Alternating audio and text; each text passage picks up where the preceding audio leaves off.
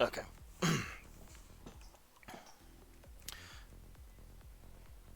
And as Matilda is enveloped by a spotlight,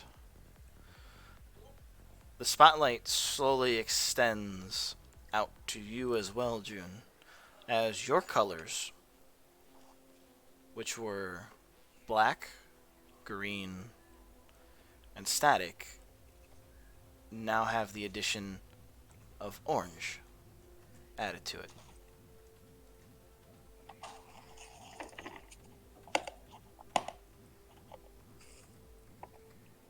And you hear DJ Kata speak again.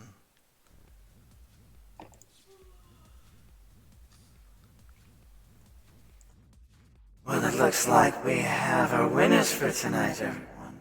For those of you standing in the spotlight, please come on backstage to the dressing room.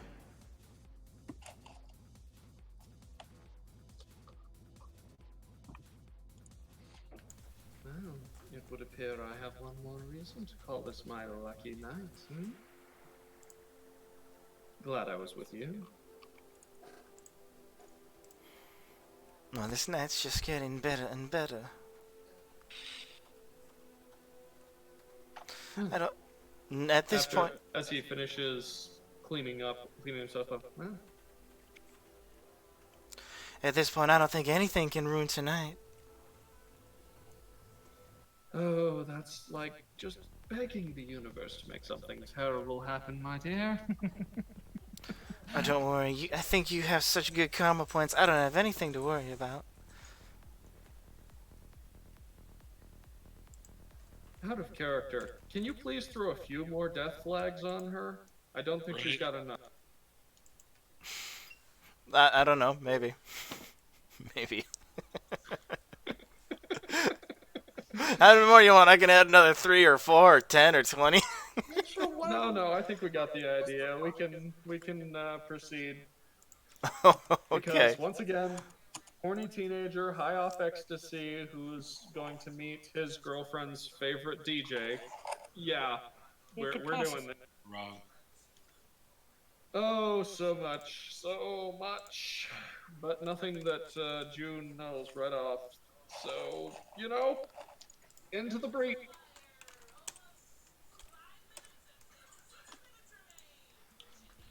I felt that music was good for the atmosphere as well. I'm gonna keep it going. So, as you go, yes, Ramiro. Is there any the music stopped? Is everyone still glowing? The glows have gone down and are slowly receding. Okay. There's no possible way I could get to the dressing room from the top floor, right? You could hop down because, well, you could go down the stairs at this point if you wanted to. I would be seen. You're right, you would be seen. However, you're not glowing. The glow is fading. And you could roll a stealth check if you'd like. I just want to see if I can get into that dressing room before anybody else does. If you do it stealthily, that's physically possible, but I will try. If you do it stealthily, you may or may not be able to. You will probably have to work through the crowds. That is a... If you... I'll let you... Go ahead. That's not bad. It's 19. 19? Alright, I will tell you this. If you go so stealthily, you go slowly. And you'll have to make checks. But if you just kind of push through people without stealth, you can make your way back there. But there's a good chance you will be seen. The choice how to get back to is yours. Stealth or brute force through the crowd.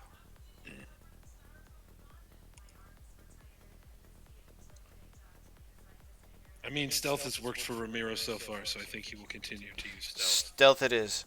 So, I will need you to make 3 acrobatic checks for me. Roll the first one as you try and make your way through the crowd to see if you can get past everyone to get backstage before the DJ and the winners of tonight wrap up. The first one is a 10, so that's not great. That is a failure. Okay, the second one is a 20. You're able to bypass a group of people who are now kind of making their way to the bar. The first one, you kind of stumble down, and you're stopped by a bunch of people who are flowing down from the second floor down to the first. I need your last one. Oh, that's cocked. 16. You kind of stumble a little bit on this one, but you manage to kind of like sneak through a crowd, like past some of the lights, using the light in the dark area on the side of the nightclub. You just kind of go whoosh, past each light, only a brief flash of you showing. I am pretty fast. So when you get to the hallway, you start to see people filing in to the stage as DJ Kanta is kind of waving them along. There are 3 rooms down this hallway. You only have enough time to potentially check one of them.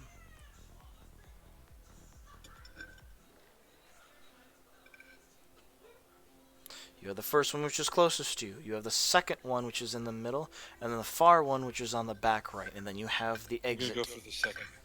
The second one?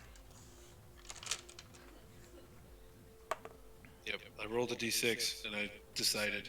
Second one. Okay. As you enter this room, you enter what is considered a green room.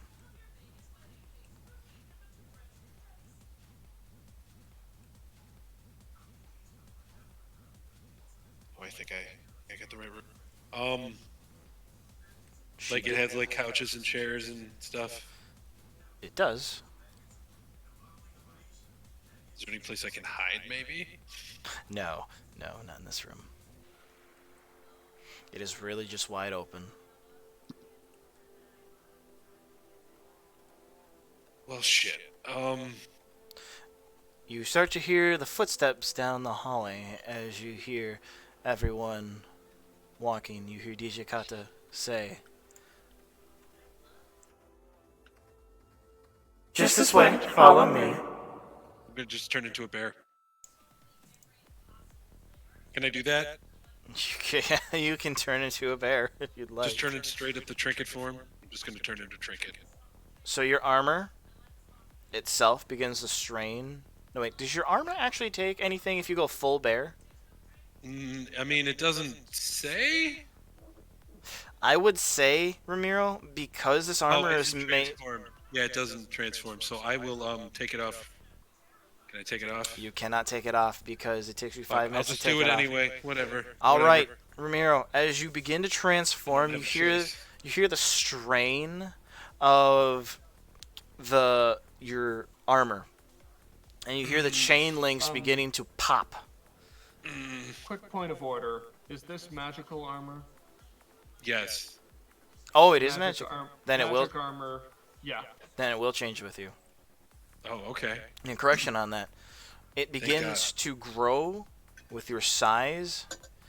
And here's my question to you: did you leave the door open or did you close it? I closed it behind me. As you do, you hear the footsteps walk past you to the third room on the right. Okay. Cool. You hear all the footsteps. Going over to June now.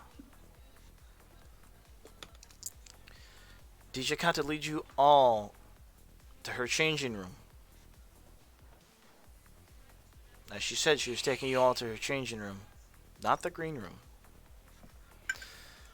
She leads, at this point, the 6 of you in, and kind of looks at you all. And she starts drawing in the air some runic symbols, different from what you saw before on stage. And when she completes it, the colors of everybody that were glowing during the party begin to reappear on everyone, and she kind of looks over you all. And you see everybody that is in this room has orange glowing on them. And then it switches. Some of them, it changes up to like a brown or a blue.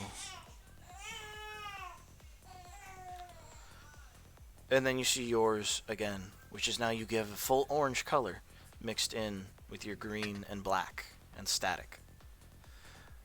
And she looks at you all.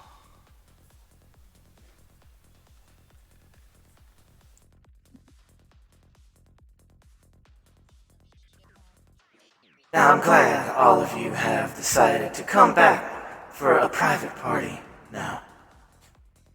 I need you 5 to head on down to the green room. I have a special prize for our guest here. And she points at Matilda. Oh, jeez.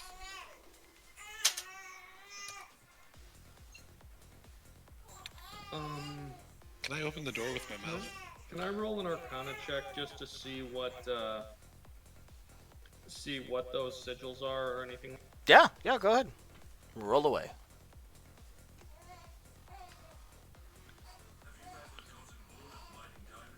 Okay, that's gonna be a 17. 17. What I can give you is, as you're looking at it, the sigil, there are markings you don't recognize on it, but you can get traces and hints of divination magic. Kelly, can you turn that down?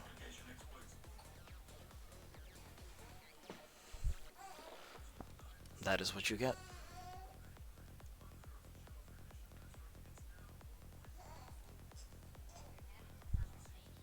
Well, okay then.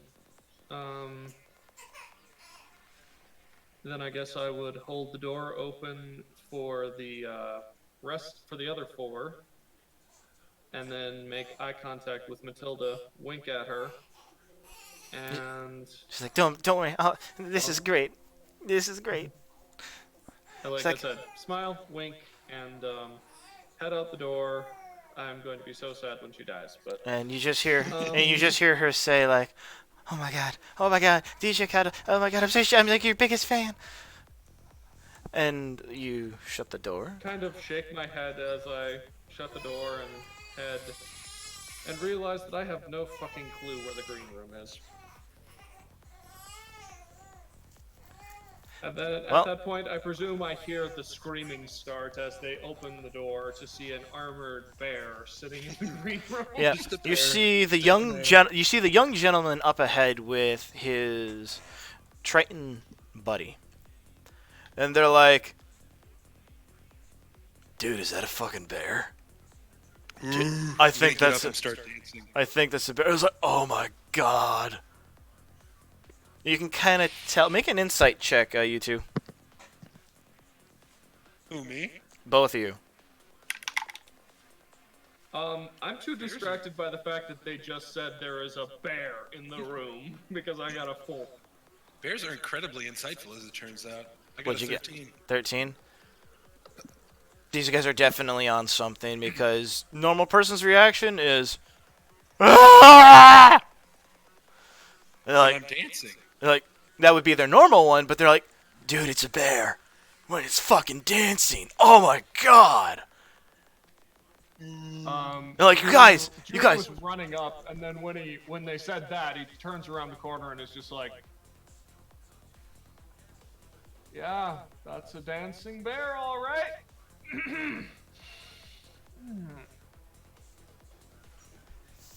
Nothing conspicuous about that. So how is our fourth reacting to this turn of it? How is our 4th and 5th reacting? Or no, let's hear. Yeah, it would just be our 4th reacting to this. You hear boom, as they hit the floor, kind of fainting from the shock of this large mammal, this predatory beast, kind of dancing.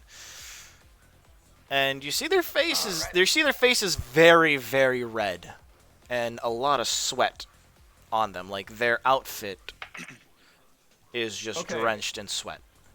Okay, since we are in spray of colors mode right now, are we talking a human red or a red? Like a warm pink color? More like overheated red. Like the face, the tint of the face that red would normally be there when someone overheats is still there, but it changes hues as well. But you can tell, like, compared to the others who have stay hydrated people, that, you know, they are, make a medicine check at this point, which I think would be a good thing for you to do. That's a 14. They are dehydrated and they have fainted from heat stroke.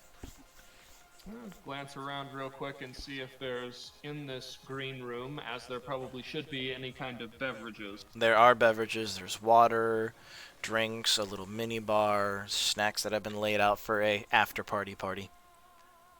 Fantastic. I'm going to see if I can get one of the Tritons to help me carry our insensate friend, comrade, into the area so I can start using prestidigitation to fan their face with puffs of wind and try to get water into them somehow. Yep, you can do.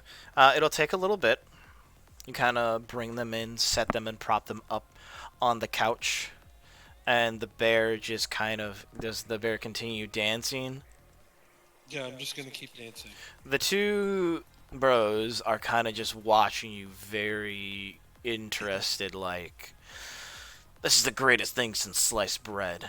Well, the fourth of your group helps you, sorry, the third of the group helps you with the fourth of the group, and she helps you set them down on the couch. And when I say like they and them, they're very ambiguous in gender. Ah, so an elf. Got it. But yeah, just continue, just trying to get that taken care of. Let me know how long would it take for me to establish this person is now stable?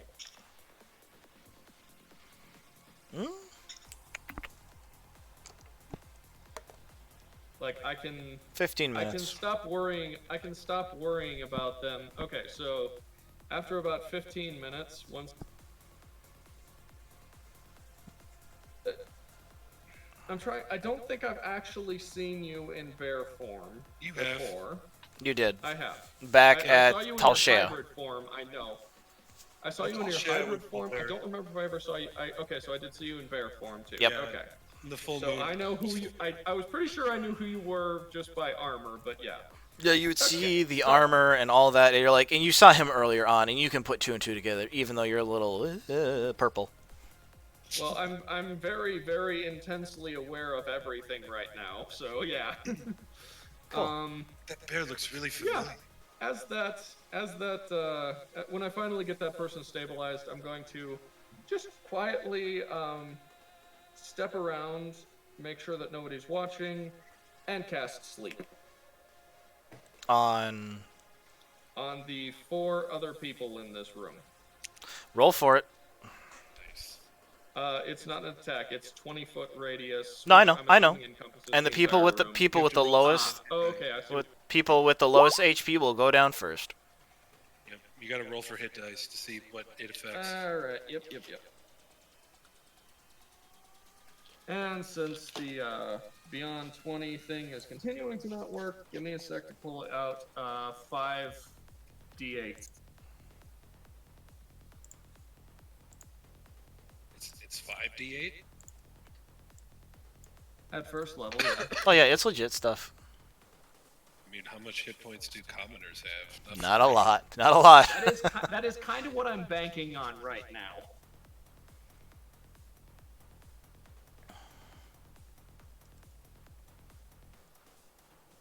Three ones. 3 ones could just about put one down. I mean, I killed Brad with a pipe. Pitin, Pitten. How do you want to say it? And whatever. Tomato, tomato.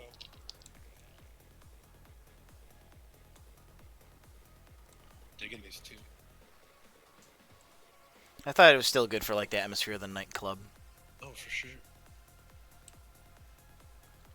What do we got there, bud, for that good old sleep spell? That's a total of 14. 14. So Well, 14 to cover three, hopefully commoners, but we'll see. as one person has already kind of passed out from overheating,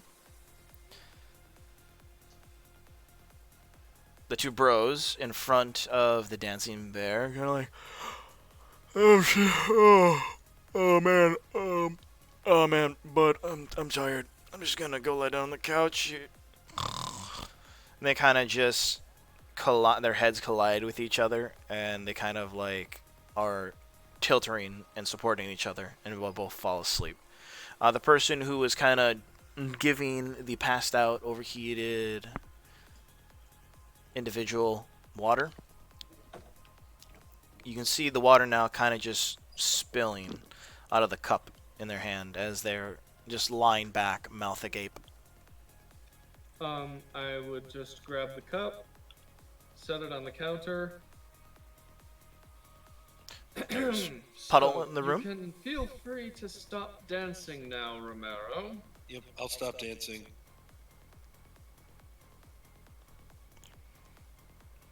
Well, can you talk in this form? I can't remember. No, you and I were talking through your telepathic link. You were the only person who could actually interpret what I was saying. Well, then, yeah, he's going to just say, then instead of continuing to speak verbally, he's just going to reach into your mind and just go, "The fuck are you doing here?" I mean, I had to get in here to see what's going on. Did you hear her name? It's one of the... Yes, I heard her name. It's Kata something. Right? House Kata, like the doppelgangers. House of Kata. She's supposed to Wait, be what? a doll upper, but yeah. Right, so I had to come in here because fancy that, you happen to be one of the people selected. Like, I didn't think that was an accident. And I mean, what better disguise than a dancing bear? Like, yeah, famous people love bears. Yeah, by about this point, you notice he is not paying attention to you anymore. He seems to be processing something, and immediately bolts for the door, and runs back to the room. As you guys finish your little conversation, you hear down the hall,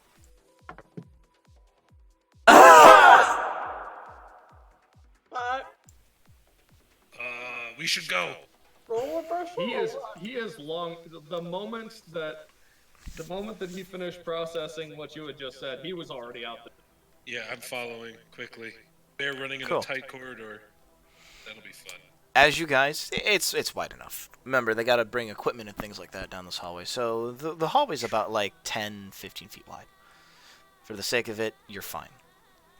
Let's not worry about that. As you guys make your way down the hallway, it only takes you about 6 seconds to get down the hallway, not even. And when you slam the door open, you see Kata with her mask and 2 daggers plunged into her side, and 2 figures wrapped in wraith-like cloaks standing next to her with short swords drawn. I need you two to roll initiative. Oh shit, what the fuck? What happened to Matilda? You can make a where is- I will give you guys a perception check right now. just before combat starts. That is amazing. I got 23 on my 22 on my perception check. 16 here. Matilda is off in the corner, hiding behind like a makeup chair kind of thing. Well, a makeup chair. And she just has her hands outstretched, like not wanting them to get closer, and kind of just, going like crouching down, like no, no, no, no, no. I need you all to roll initiative. Well, the two of you to roll initiative. Sorry. Ready for it? No. Give me a second. You're gonna love it. It's great. Give me a second. I'm gonna pull up some things here. Your mate lives yet, June. Or does she? June sneezes. I'll add these two.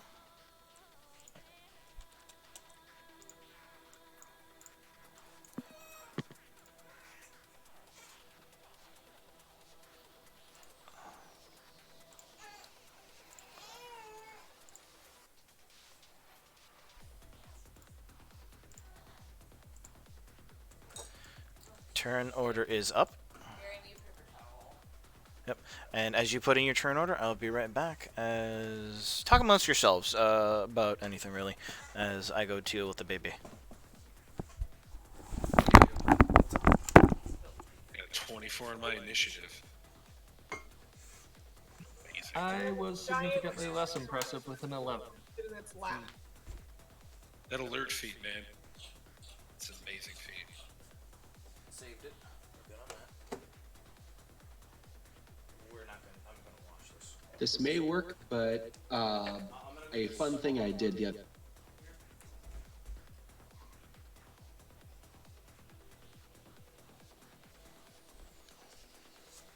If it brings you to the video link. It says log in or sign up to. Might be easier to link it through the Facebook Messenger if you can. Oh yeah. I have a man. Yeah, I knew that trick. So it's some sort of unlucky that you ended up with 2 in a row. That's what's so great. So if you forget to put out your net before you use chopped trees or whatever, another trick you can do is open your inventory quickly, pull out your net, and then aim straight down, right, i.e. in front of you. You should be able to catch the wasp. Easy enough.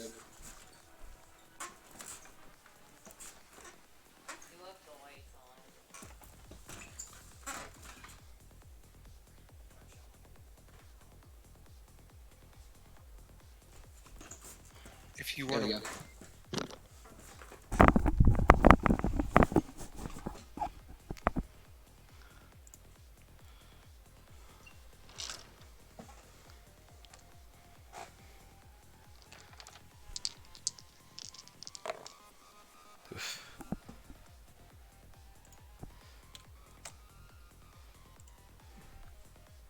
So are you on your way to getting your able sister's shop open? Yep, waiting on it. She didn't spawn for 3 days. Alright, guys. I got my spawn like the third, like I think the day after my town hall upgraded. Nice. What's up, Garrett? Alright, so I'm back. Let's get this combat underway.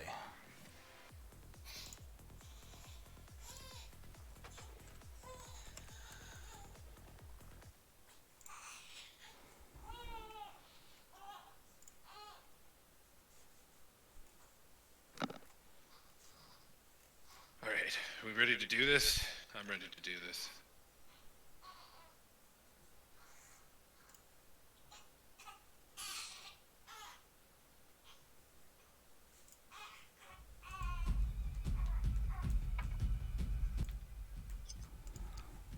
Alright, first up in initiative order. Ramiro, as you get to the door and June throws it open, you see Matilda cowering in the corner. These two wraith-like figures with daggers plunged in to DJ Kata as she screamed out in pain. They turn to you and then back to Kata, drawing their short swords. Okay. I'm gonna use my bonus action to transform into my hybrid form. For my bear form. My hybrid form. And then I'm going to use my action to pull out my ever-smoking bottle and pop the cork as I run in to grab Matilda. How big is it? The room is probably only about a 15 by 20 room, so it's not big. It's a dressing room. Right, so I can run in. So that's what I'm going to do. Pop the bottle, run in, grab her, and then try to run back out. The smoke filling in. That's what I'm going to do for my turn. Okay, so that is your turn. Next up are these two. I will say, since it is such a small confines, that these two would get an attack of opportunity on you. Sure, if they want to make a strength check against me, because I'm barreling in there.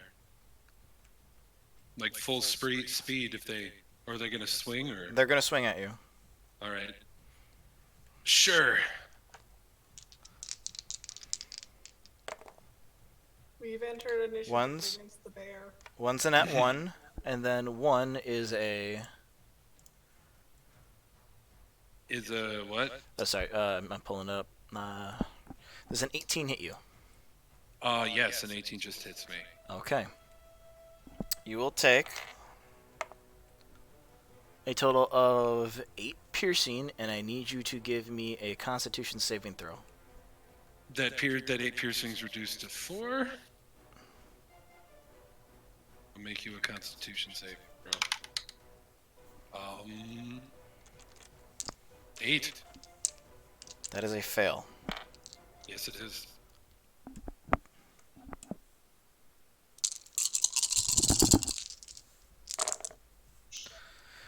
You will take a total of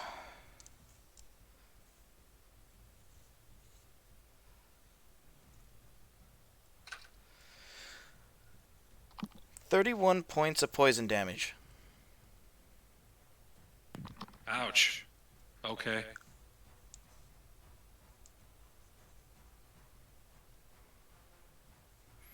Wait, hold on. Your bottle. Go back to that. Would that you would pop it first, right? Yeah, of course. I would pop it, and then I would run in. Okay. Actually, yeah, that's a good point. That would be the area is obscured, so they have disadvantage on those attacks. Yep. Give me a second. I'm gonna reroll for the one that hit you. No, take that back. You can take all that damage back as they swing and miss. So, yep. So you are back to whatever health you were before that. Full health.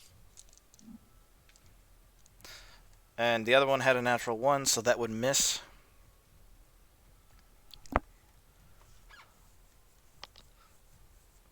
Cool. So with Matilda, that was your action. So to get in there and get to her, that would be about 20 feet in there. What is your movement feet? It's 40. 40. So you could get to her, and then you would be just about 20 to get to her, and then back out. That would half your speed. So you're like in the middle of the room right now. Why would it half my speed? Because you're trying to carry someone. You're trying to pull someone with you. That half my speed, though? It does. How much? She doesn't weigh that much. She doesn't weigh much, no, but that's just like when you're trying to move someone forcibly, like pull them out of danger. I'm literally You're just still- gonna pick her up and fireman's carry her ass.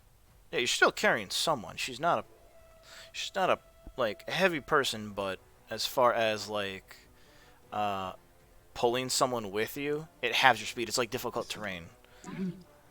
Essentially, it represents the amount of trouble you're having getting her into the fireman's carry, and the struggles that any sane person would do when picked up by someone she can't see because of the ever-smoking bottle. That's Yeah. essentially what the half your speed is. Fair Thank you. enough. Yep. Darling. Thank you. Yep. So you're in the middle of the room right now. After your turn, these two will go.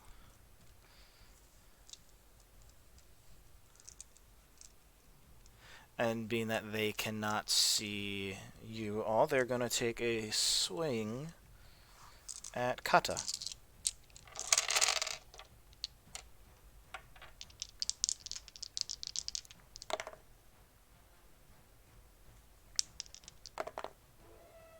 Yeah, no. This smoke obscures them both. And then at the end of their turn, we're going to move to June. Can we just seriously call her villager Waffle Pope? Guess so. So, June, what would you like to do?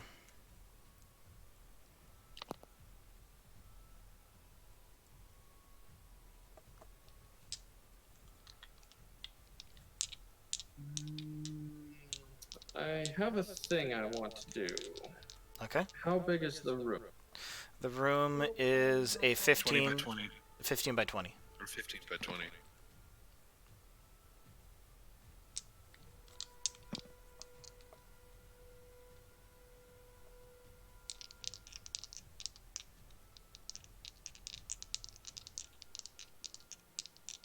Okay. Shoot. Is the okay? I want to cast. Here's what I want to do, but I'm not sure if I can do it safely. I want to cast Shatter, but I don't know if I can do so in such a way that I would not hit Romero and Matilda. I mean, not with that cloud of smoke in there. Yeah, and that's the reason. You would because I would can- I would say because you what I have would to do is- see, don't you? No, because I designate a point, and every creature within a 10-foot radius sphere centered on that point must make a Constitution saving throw. I do not have to see that point to make this happen. And I would say that, you know, I saw where she was, so I could center it on her. Yep. The problem is that 10-foot radius thing. I'm not sure if that will catch wherever Romero is as well. For what I have in my head. Well, I mean, what's the area? Is it a? Hold on, guys. Is it It's a 10-foot radius. No, sphere. it will Yeah, no, and it it would will hit. no, it will not. Because to draw a little room for you guys quickly. Right. This is why the rooms are. Yeah, it's cool. This is why Theater of the Mind doesn't work with 5e, in my opinion. Well, I mean, it could theoretically. It's just that since the radius setup isn't great. Right. My brain doesn't process that geospatial stuff that well to be able to picture a sphere in a space all in my brain. Yeah, I can picture it. It's just I also need the relative distances of them, you, and me. So Right. that I don't really have. So Brain not big enough. But I would be probably right here. Oh, and I'll put you where you need to be. No. Okay. I've been waiting. I was waiting. As soon as you said we were going into initiative, and and you described the scene, I was waiting to do that. Worked.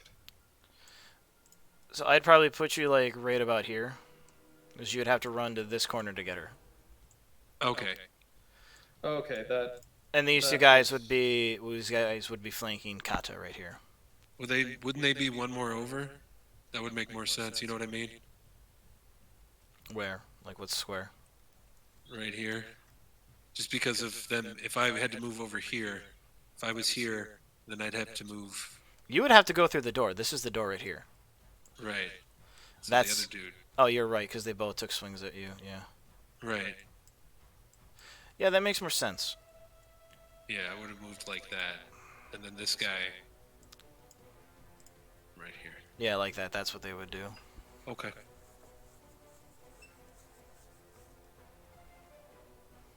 Okay, so yeah, June, if you wanted to, you could center it in the corner, if you want, and or you can. And So, that is precisely what I'm gonna do. all right. So, I need Constitution saving throws from all three of them, I guess.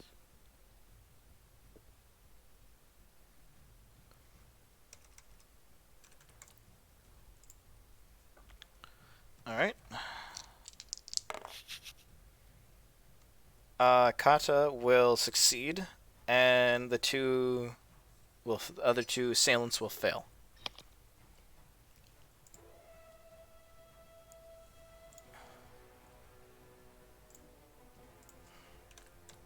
I just can't roll shit for damage tonight. That's a total of 8 thunder damage, and yeah, pretty much everything in this room has just been in that section of the room has just been destroyed. Yep. Ramiro, you don't see it, but you hear the shattering of glass, and she will take 4. And now it's her turn.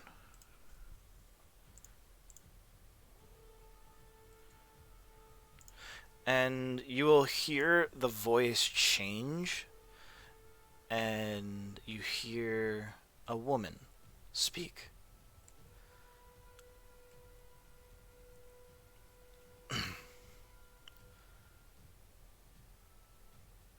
Please help me, June. They're after me, not her.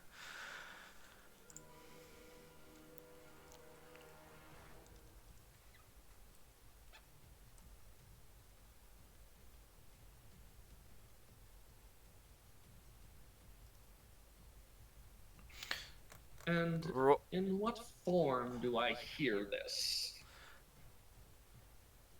Roll me a intelligence check. Ramiro, you can do a so as well, as this would be audible to you. Natural 1. 2. Total of 8. Total of 7. She's using mind magic. You hear the familiar voice of Heather. What?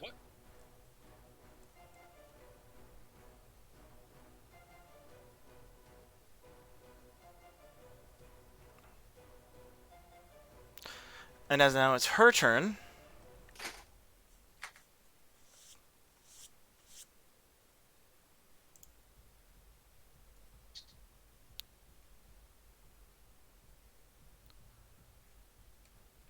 she will go for...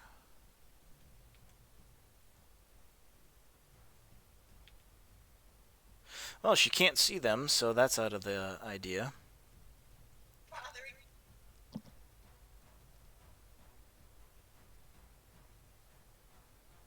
I'm going to have her... Just do this. I'll have her twin spell a Ray of Frost and see if she hits. These two. It's at disadvantage either way, so it won't matter.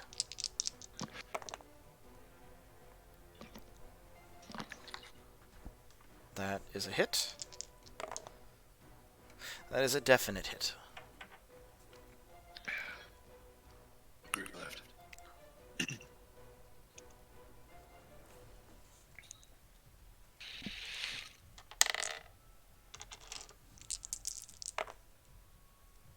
Wow, that was piss poor.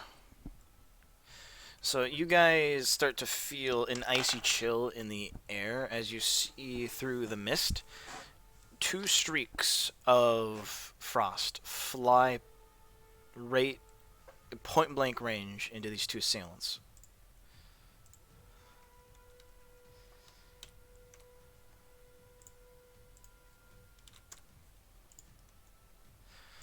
Ramiro, we're back to the top of the order. Remember, you guys can also speak during the round as well.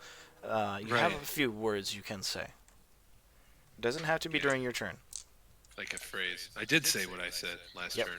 Yep. Mind control. Mind games. Right. Mind magic. I'm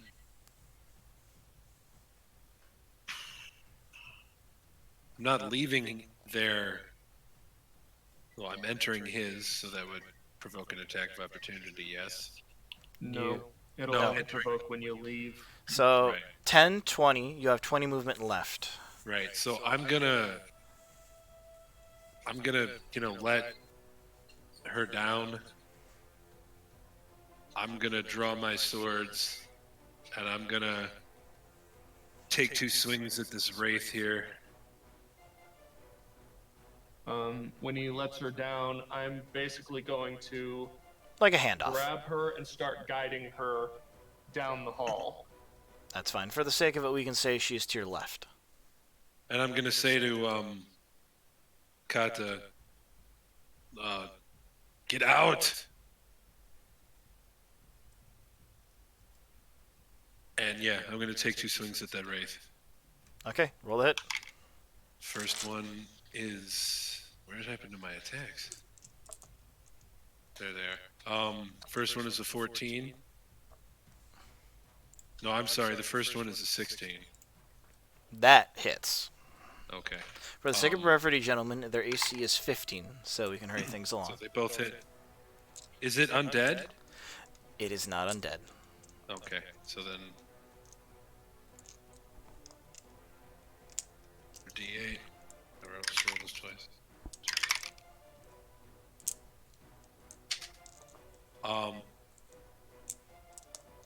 17 points of damage. Very nice.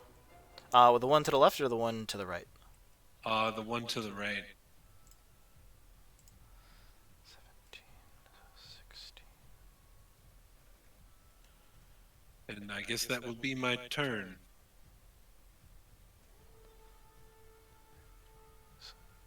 As I'll sort of like block the way for her to... Is there a way I could like do that? Like push that wraith?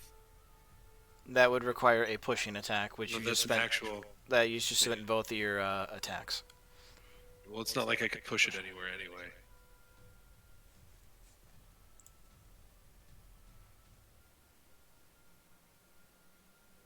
That's my turn. I'm just saying 5 feet of space. I would have closed that gap, you know. Gotcha. She will say, who's that? With you, June? I can't see. A friend, follow my voice. Cool. That's your turn, Ramiro? Yeah, it's the cavalry. That's who it is. It's going to be their turn. They're going to strike at her.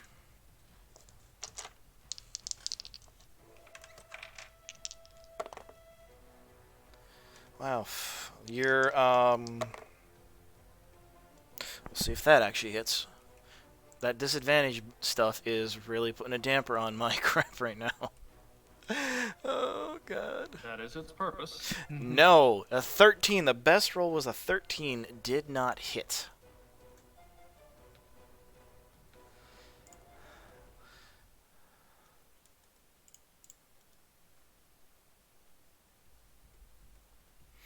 So you guys can, like, you don't hear any, like, anything audible from them, but you start to hear, like, frustration as they just start swinging wildly through the mist.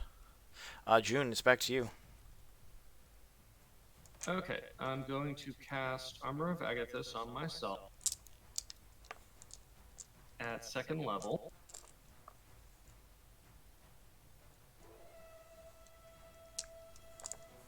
And pray to Monica that this works. I'm going to step in 5 feet Okay. grab Katya, and say, "Come with me if you want to live." Yes. That's with one hand. And the amount of static this is going to cause would probably be visible to Romero, but I'm also going to quicken a shocking grasp and use Tides of Chaos to negate the disadvantage All right. as I reach out for and try to shocking grasp that one. The which one? Left, the right one. Okay, gotcha. This one. The only Roll the one hit. you would actually be able to. Yep. Roll the hit. That is some pro level stuff. Nice. You said that to hit was what, 15? 15. Yep. Straight roll. Short. All of that to get a 14 on my shocking grasp on that guy, so Cool. I missed that. I- But I am still going to do the thing I was going to do. You gotta pull her away. I'm gonna pull her away and basically shove her down the hall. And both to her and Mathilde, run! And since I entered and left that one space without successfully hitting him with shocking grasp, let's see if he hits me. As he does that, I'm going to cast Curse of the Just Island. again, I did use Tides of Chaos on that. Double Yeah. disadvantage? I want to 26. No, I'm casting Curse of the Island. No, this is for his wild magic. 26, and you can take Tides of Chaos back. Oh.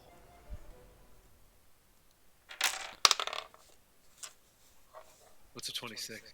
Let's find out. He has to tell me. It means that I now have my third eye has opened. Yes. Oh. I have an eye in my forehead, and during this time, I have advantage on wisdom perception checks that rely on sight That is for the next minute.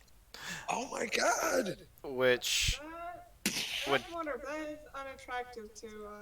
that would I would say though, perception checks though. Wisdom, yes, definitely, but your perception checks in this case would be a straight roll because it still gives disadvantage. Well, yes, but I'm not currently making perception rolls through this thing. No, they just can't But, hit yeah. shit. 10 to hit. Sweet. Which yeah, but remember Oh, boy. you aren't wearing your armor though too. What No, is your- yeah, but it's still a 12 because my dex is 2. That Was that without my disadvantage? Or double How They would that already work? had disadvantage. Right. You can't yeah, you can't double unfortunately. disadvantage. Damn. So with that, you are able to. What is your movement speed? My total movement speed is 30. I moved in 5 and then back out 5. So Yeah, I would say that would be basically, enough. I still have 15 movement left. So I'm just going to say I use that to push Katya over to Mathilde and run, get help, before turning back to help Romero in whatever way I can, but probably not much. I'm backing out of the So- room anyway. Okay, so as she passes the two of you, she will cast haste on the two of you. She will Oh, shit. She will twin spell it. So in this instance, your AC is increased by 2. You have advantage on dexterity saving throws. You gain an additional action on each of your turns, and you can use this to make one attack, dash, disengage, hide, or use an object or item.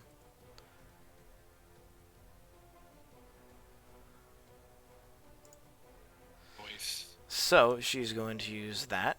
She is going to grab Matilda, and you know how I said there was the back door that you entered, Ramiro? Mm-hmm. She That's over there. Okay. Yep. She is going to then grab Matilda, and then as another, she is going to use. quicken as well. And fire a single shot at this guy right here. To try and hit him. Because she can't see him. Disadvantage. That's exactly 15. Sadly, there was a nat 20 on the other side. Womp womp. Yep. And we'll roll that. Much better than her last time. That is looking to be 14 points of damage.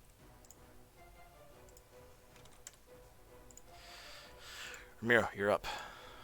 How long does that smoke last, by the way? 10 minutes. Cool. It disperses after 10 minutes. And However, I'm going to use quick thing one here. of my actions to Quick thing. cork it. Heather will grab Matilda and start running for the back exit, and they will get to it, and that will be the end of their turn. Sorry. Oh, Heather was in the hallway.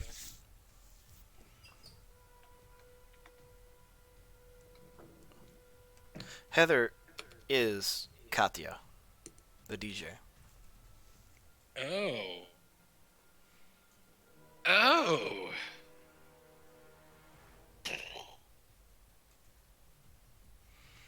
Ramiro, it's your turn.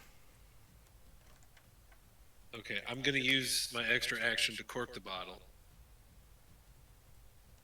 Okay. And Use, does it dissipate?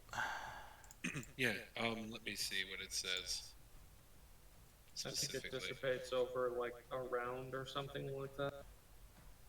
Disappears after Cloud 10 persists minutes. As long as the bottle is open. Once the bottle is closed, the cloud disperses after 10 minutes. Okay.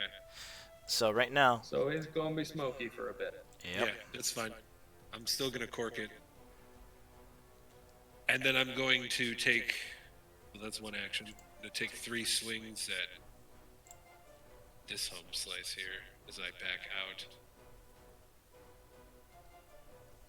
I'm going to take the swing. This guy, this work Okay.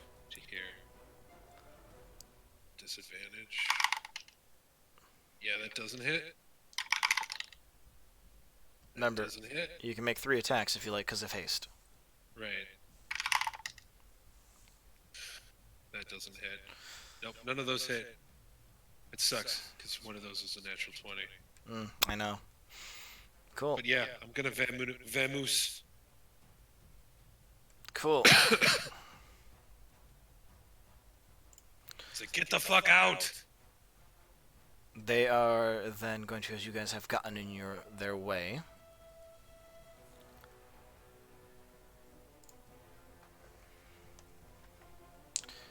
One is going to use a shove attack on you, June. And since he's within 5 feet, does that smoke do 5 feet as well? Or is it just the entire thing? Each minute it's out, it persists, or it Heavily increases by 10 obscured. feet. Yep, well, if they're within 5 feet, I'm wondering. I'm going to say just because it's heavily obscures, that he'll try and make a shove attack to get you out of the way, June. Okay. And they'll be using... Okay. Yeah, it's a 60-foot radius, so... So that, being that they don't have great strength, but that will be a 13 to hit you. So what that means is that versus my armor class or my acrobatics? your armor class, because this is a shove attack. Let's quickly double check the shove attack. Because you don't have your armor on. Yeah. Yep.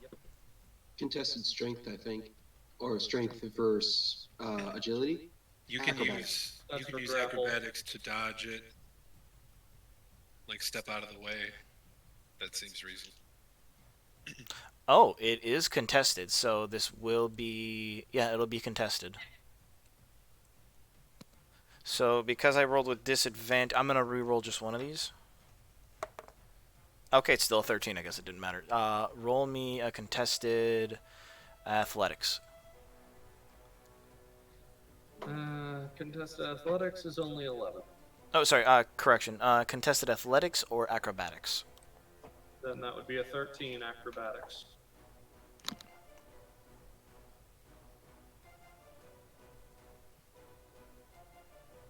So I think because you both got 13, It goes to the attacker. it goes to the attacker, so you are pushed back 5 feet, June.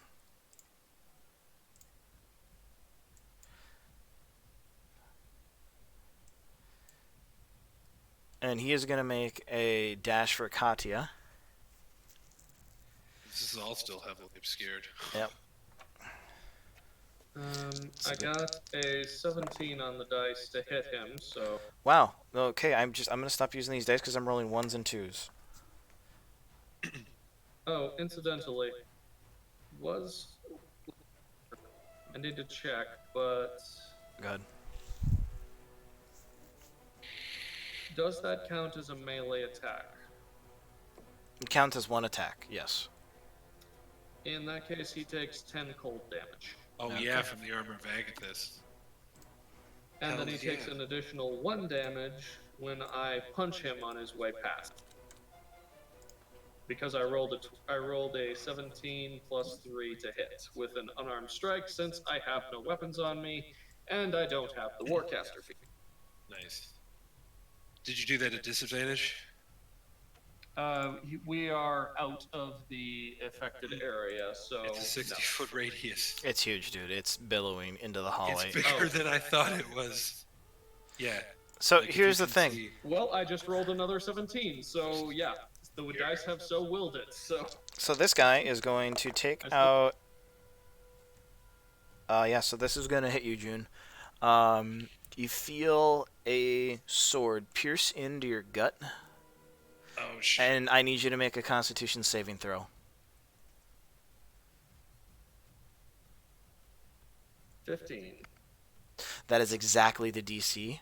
You will take half the poison damage, as you are now getting in their way. You had to let them kill Katya. No one gets to kill So, doppelgangers. to be except fair, for me. I almost helped them kill Katya, so... Was that a weapon would attack, by think- the way? That was a weapon attack, yeah. yes. Could I cast Yeah. Curse of the Eyeless to give it? No, it's already disadvantaged. It's already Never disadvantaged, mind. so it wouldn't I matter. keep- Fuck me. So, yeah, you said he hit. It was a How many hit. points of damage? I'm getting to that. So you... And he takes 10. Let me take also. some. Nice. So 21 to that. So that one is down some health, and he is you just kind of see through the mist. You like see the frostbite like eating away at the armor. So damage wise, you will take 4 points of piercing from the short sword. And in total, that'd be 29 down to 28, 14 points of poison damage as you you just feel the poison enter your veins.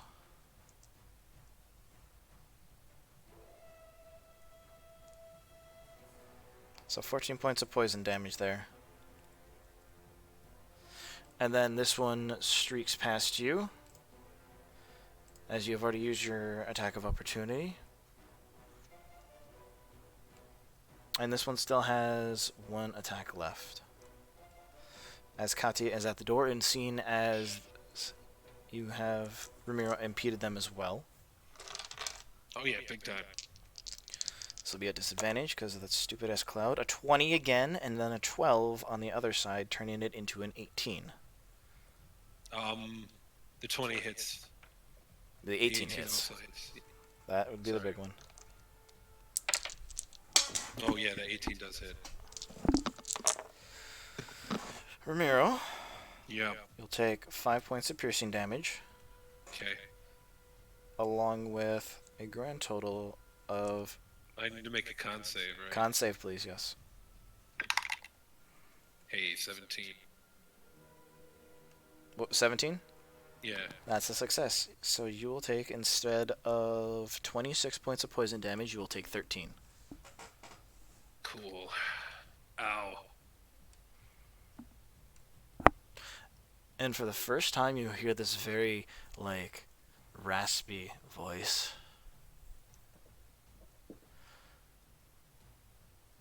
House Azek sends its regards. Katya. Yeah. Tell House of Zek Ramiro no more and says, fuck you.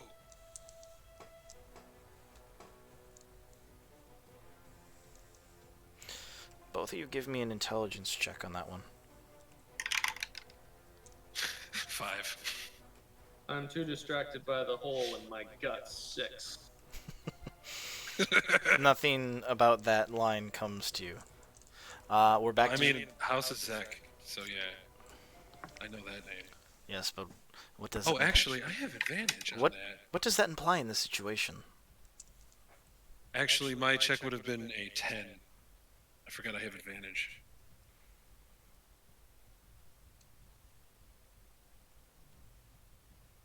Azek, you know, of course, is Azekamon's house. Mm-hmm. Very assassin-y, poison-y. And they referred to her as Katya, not Heather. Right.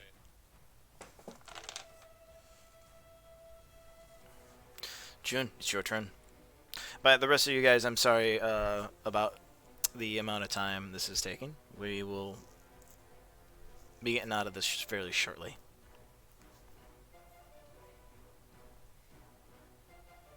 June, you are up.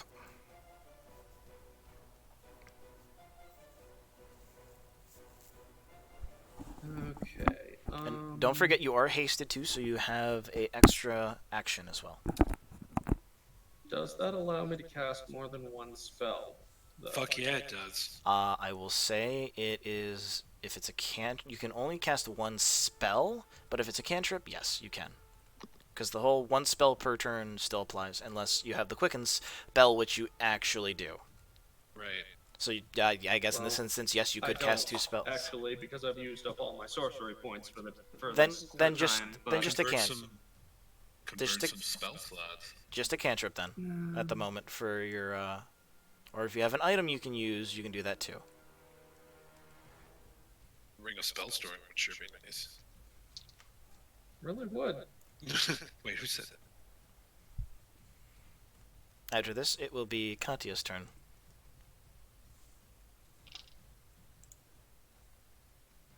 Is it, you said it's Kata, right? Oh, sorry, Kata, yes, sorry, I gotta correct Yeah, myself okay, on that one. Just making sure I wrote it down right. I'll be right back. I'm just working on updating for items I picked up in your island. Yeah. Okay, does my third eye grant me the ability to attack without disadvantage, or is that just It's a straight roll. Make it a straight roll. It's a or- straight roll. Good, good. Then we are going to once again we're going to be getting very staticky here.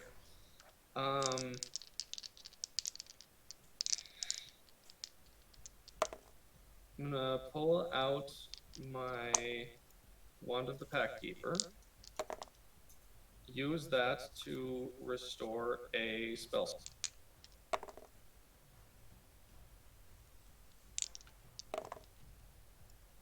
And then we are going to cast.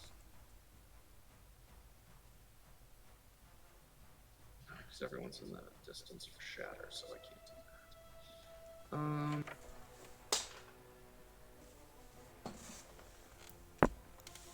I'm going to need a wisdom saving throw from one of them. We've pretty much just been attacking one. Yeah? No, you've been going back and forth. The Okay. guy on the top, still looking pretty healthy. The guy on the bottom, not as much. It's good to know. Then I'm Wisdom. going to need a wisdom saving throw from the guy at the top. 12. 12. DC 16, so no. Fail.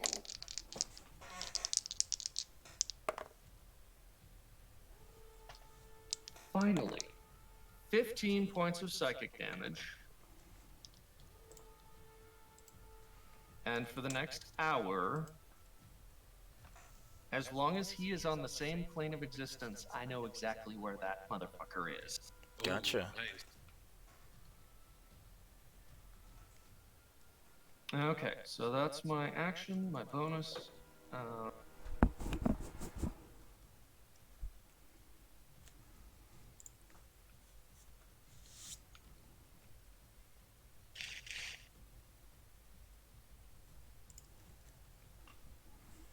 And bonus action, I'm going to create 2 sorcery points from one of my 2 remaining first level spell slots. Yes. Oh wow, I'm running shy on resource.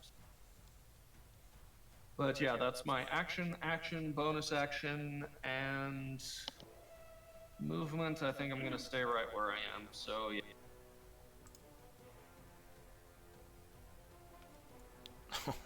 Oh, so it comes around to Kata's, Heather's turn, and you guys see these flashes of these scorching rays. 3 of them impact the guy on the bottom, and you hear a splatter of blood on the ground as he coughs. And the other guy, you see her and you see it like fire again like a machine gun out of her hands. The other guy will take not as much, but still a substantial amount as we go to Ramiro. And she takes off out Through the door. With Matilda in hand, and they will both get an opportunity of attack on her.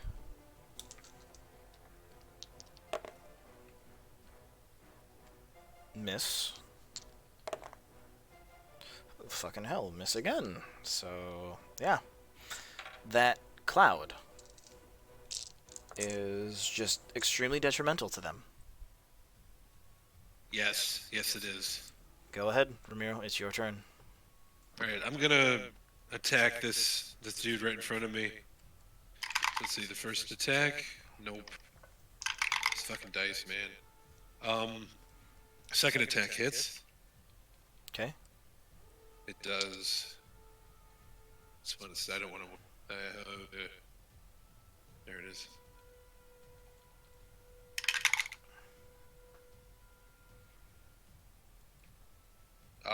That does 15 points of damage on that attack.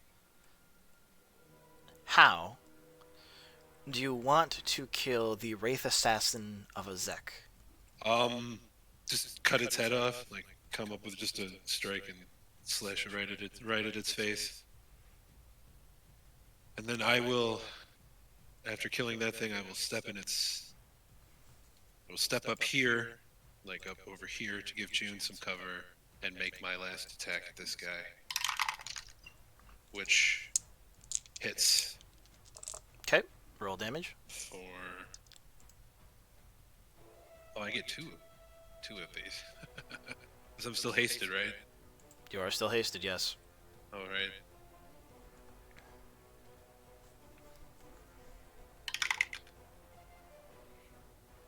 That's 13 points of damage on that attack. My second set of attacks, that hits.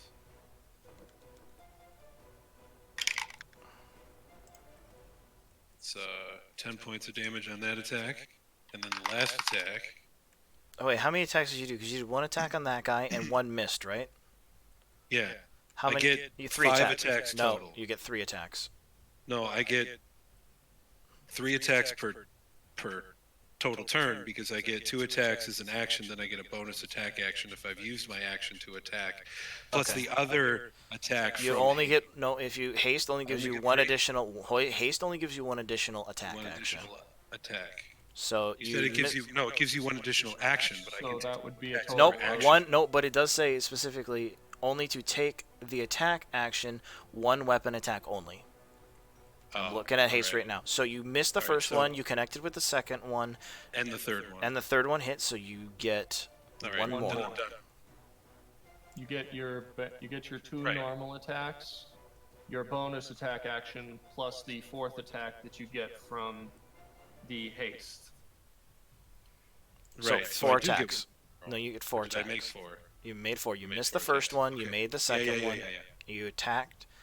You attacked with the next one, the third one on him. That's where I did the damage, and then you missed. And then you were gonna do a 5th one Okay. just now. Okay. So is that the end of Right. your turn?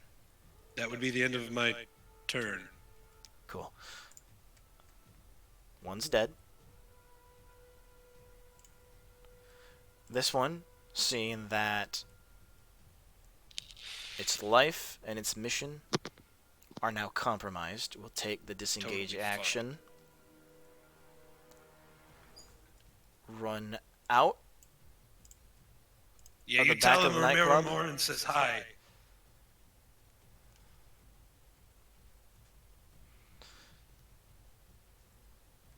Your heads will be delivered on a platter to Zek himself, filth.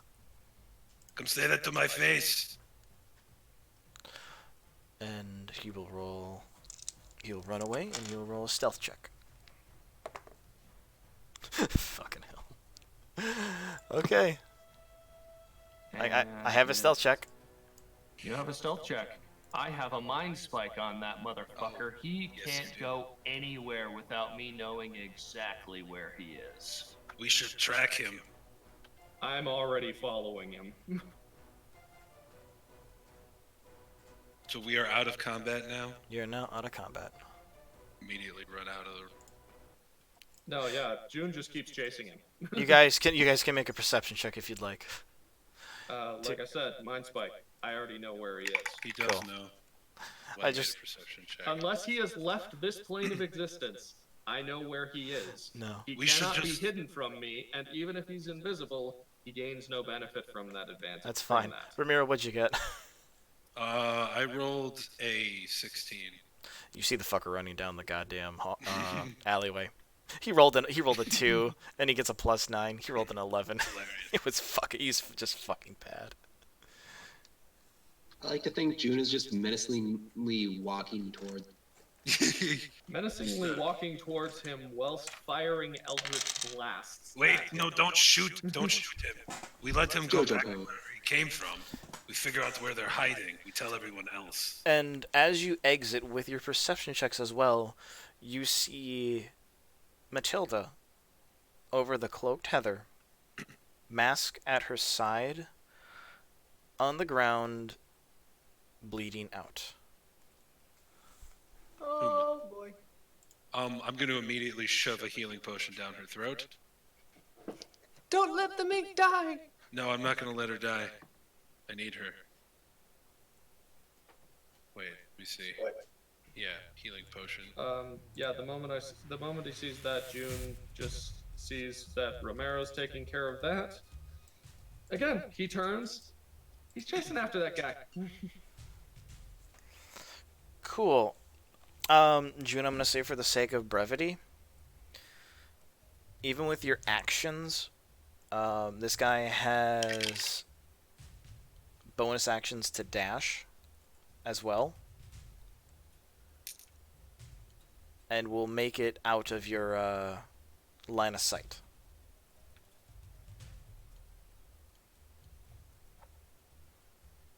So, chase-wise, you can continue to chase him, but unless you do things to obstruct him in some manner, he will potentially get away.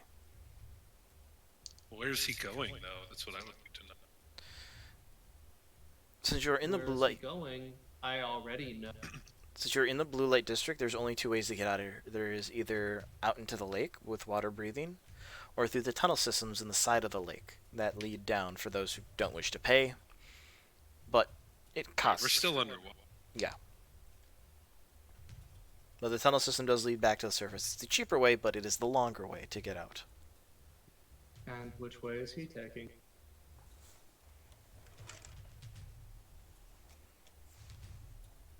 Is your gate open, Ray?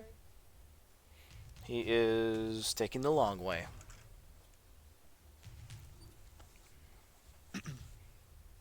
You can't follow him that far.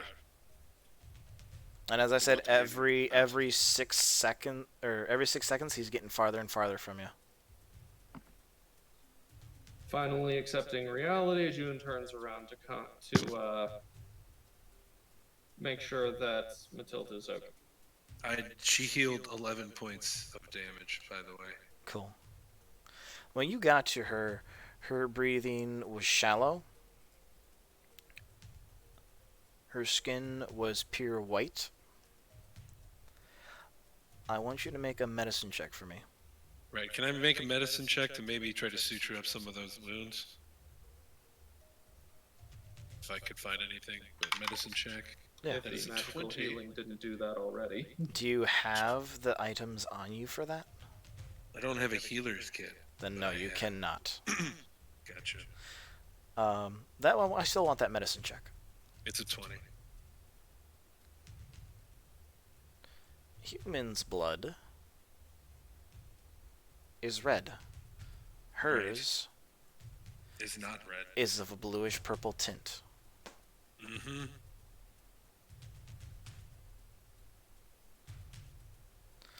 And as you gave her the potion, she's coming to, and she's like, "Follow me. I have a safe place to hide."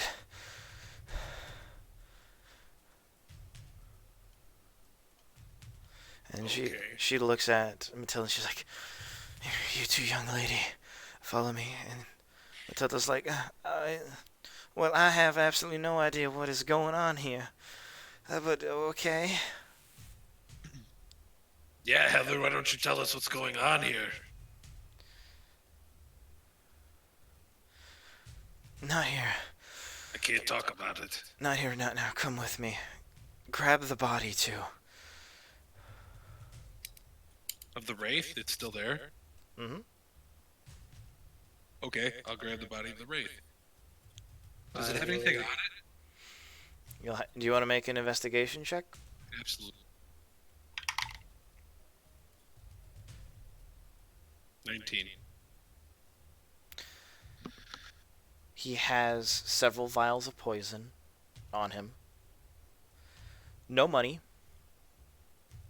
But the biggest thing of interest is there is a sending stone in the breastplate, hidden inside a very concealed pocket that you would have missed if it was not for that roll. I will take it out and show it to June. Hey, June, look! It's a sending stone. June immediately puts it in the bag of holding. And just as you do, you hear a voice come through.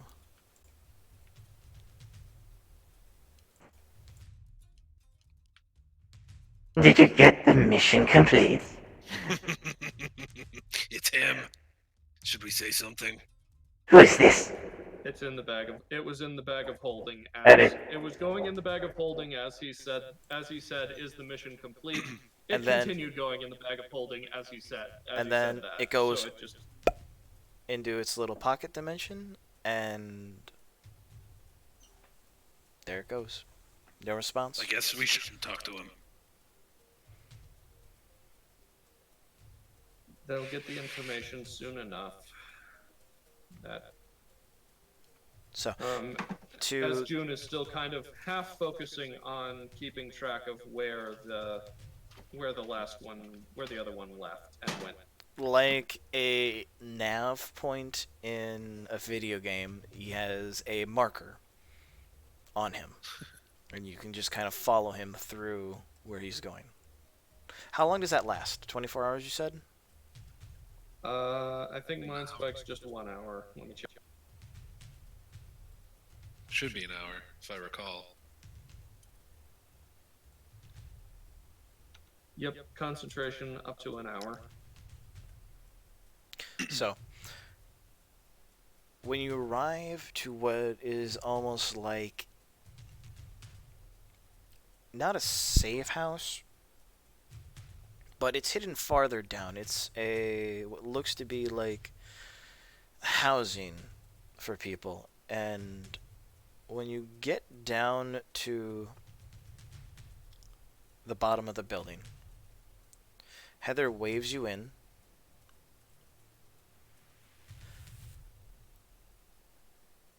She relocks. Sorry, I should say. When she reaches the door, she casts her hand over it, and you see several runes on the door disappear, as almost accepting her presence. And then she waves you all in. And when you enter on the inside, you see a very simplistic room that what looks like it was meant to be for just quick stays.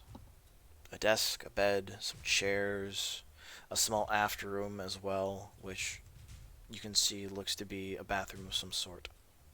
Very simplistic living. And when she shuts the door behind you and you look around, you see there are runes etched onto the door frame and on the walls as well. What kinds of these? Give me an Arcana check if you would like. Yeah, no, it's a 4. No idea. June, would you like to as well, as these runes are etched into the wall themselves? Yeah, that's 6. June is. Nah. June basically walks Matilda over, settles her on the couch, turns around, lifts up his rod of the pack keeper and points it straight at Heather/Kata. All right. Explanation time, please. Yeah, now's the time to do some talking.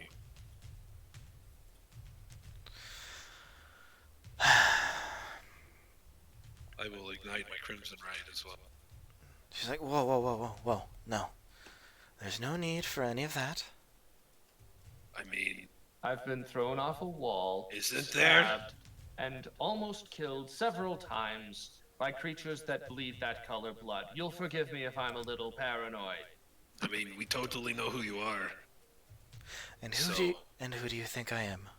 Well, I mean, you're Kato of House Kato, right? One of the siblings. Not anymore. I haven't had that title for a very long time. I see. Well, a reformed monster? Is that what it is? You see us as monsters. I mean, done monstrous things.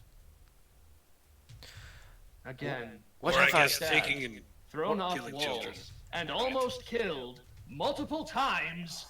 You will forgive my paranoia, I hope. And what color was their skin? When they dropped their form or regularly? Because I've they seen dropped them in several their different form. hues. A dull gray. Let me guess. You're going to change into something that's not. It's not the, And then the color at that of point, the skin. and at that point, June basically flips his skin to being the same color. Strangely enough, the eye is only just now fading. So the elven form of Heather is still there. But what happens is the color of the skin just goes albino white. The facial features do not change at all. And once again, June just switches the color of his skin to match hers. Nice trick. I mean, I'm not saying I don't believe you, but there's definitely an explanation needed. again, explanations, please. Plus, there's a wraith looking for us, so... And June kind of points with his free hand toward exactly where it is. He is approximately so far that way. And you know, as far as the direction he is heading to, he is heading to the southeast of the lake.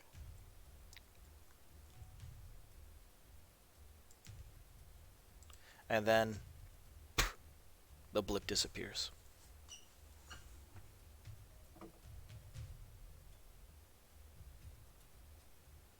So he headed to the southeast of the lake and then left this plane of existence. So that's fun. So over here. In that direction, yes.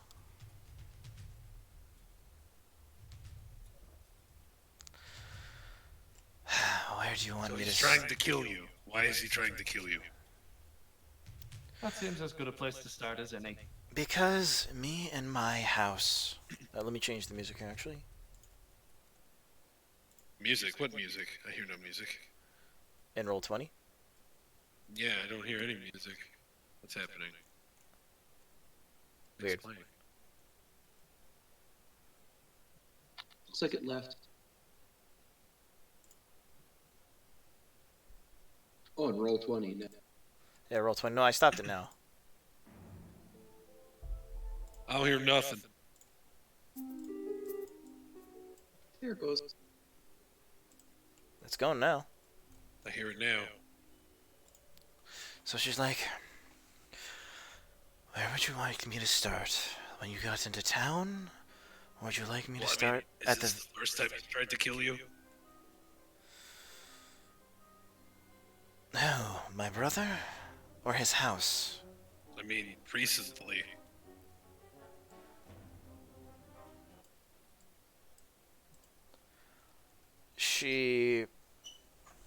The cloak she had been wearing, she begins to take it off. She's like, give me a moment. And if you would, Ramiro, I need a moment of your time. As she lifts up her undershirt under the cloak and denotes 2 stab wounds in her sides. I mean, I'm not great at this, but I can try. Do you have anything to sew it with? It's in the bathroom. Give me a moment. She walks into the bathroom, takes a few seconds, and grabs essentially a suture kit to help sew herself Right. up. Yeah, I'll help her sew herself back up. And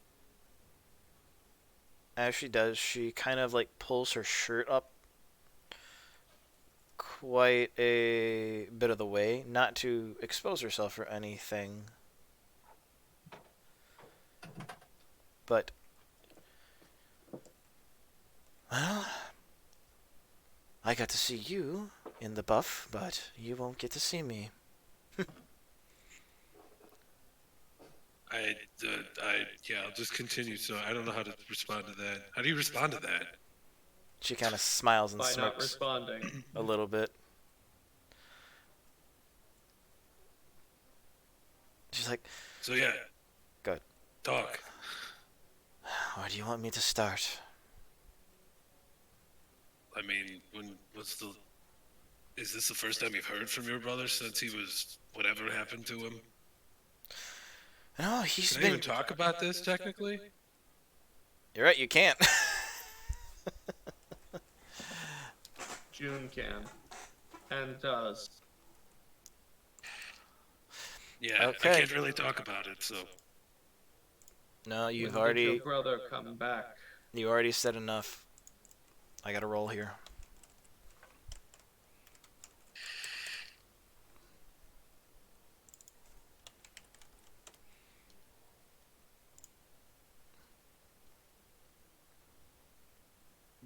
Would it have like actually physically prevented me from doing it, or? No, you just take damage if you do. Oh. Okay. That's fun. It's really not. I'm probably going to have to use a healing potion on you in a moment. I have a bunch of them, so feel free.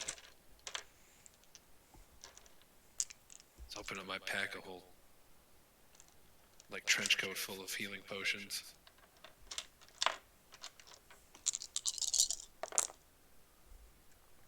To be fair, it would have happened once and I would have stopped talking about it.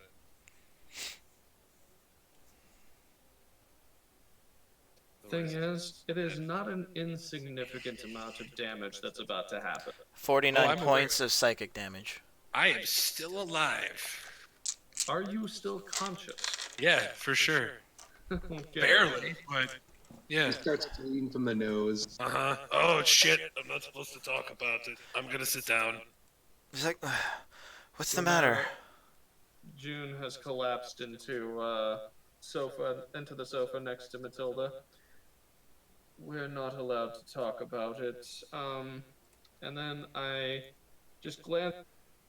I glance over at Matilda. But she can talk about it, right? What is it? And then just hold on. Okay, good. I do have a spell slot left. Sleep on Matilda. I'm just gonna say it just automatically happens. Yep. I was gonna say 5d8. I'm pretty sure that'll do. Technically, are you gonna focus it on her? Because if you do hit Ramiro, Just it might on her, yes. Okay. Just so it does. Okay. Yep, I got basically you. I'm going to set it up. So Oh, it's if you just- slept me, I'd be so pissed. It doesn't take much to I wake you know. up, though. So pissed. If you can even do it. He Oh, probably I could. probably could have, yeah. But for the sake of But, brevity, so we I can get the others sometime tier 2, let's move this on. So you guys, since I'm gonna roll something for her.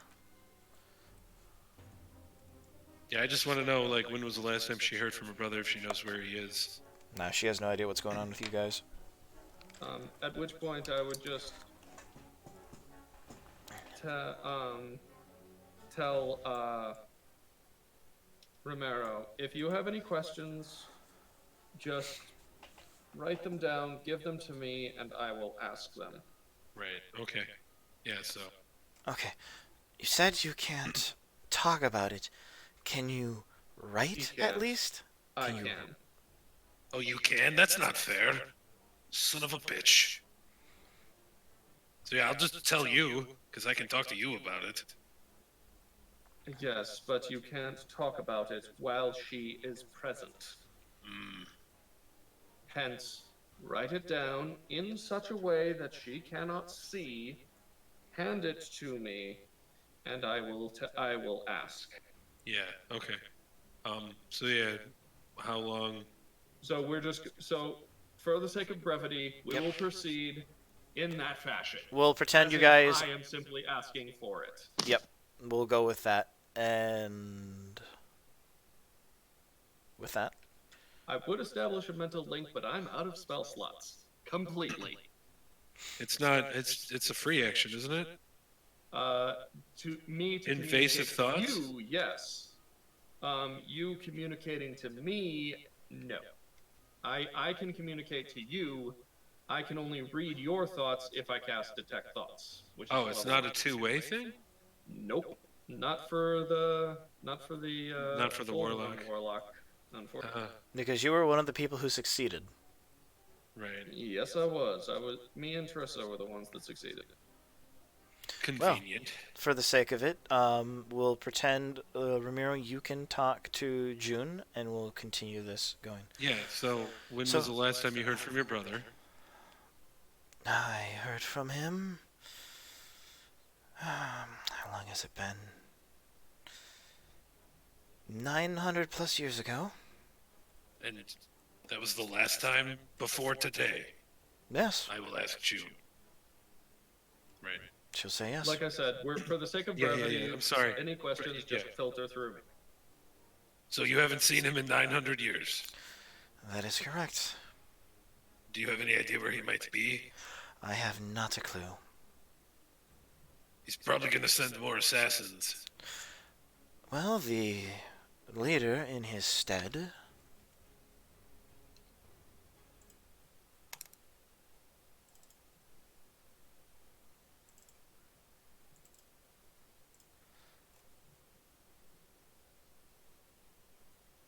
Give me a second.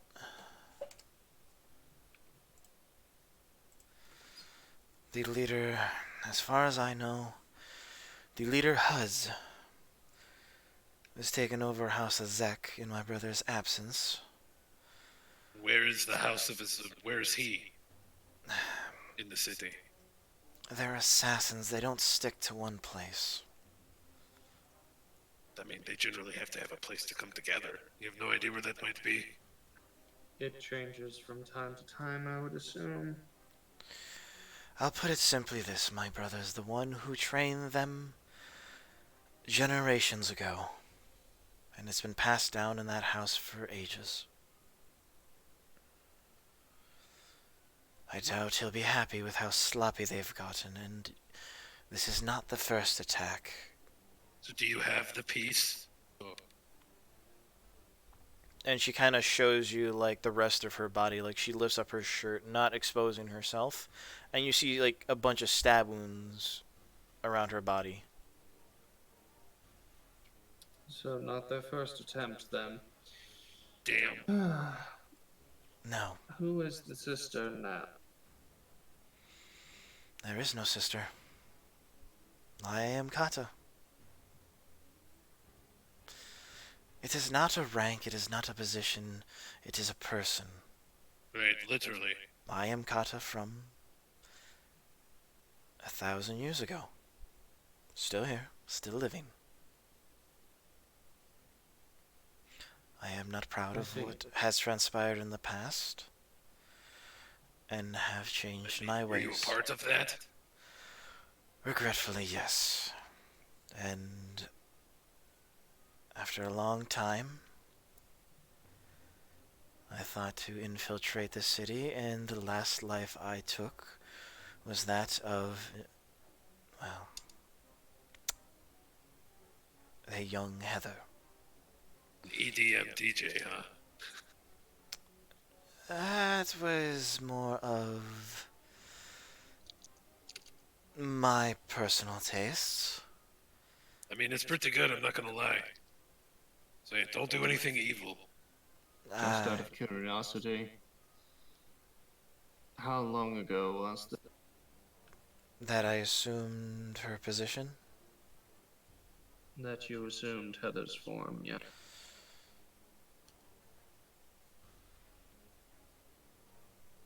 Before her family came to this town and prospered, when they were new, I took what information I Allow me needed. to rephrase.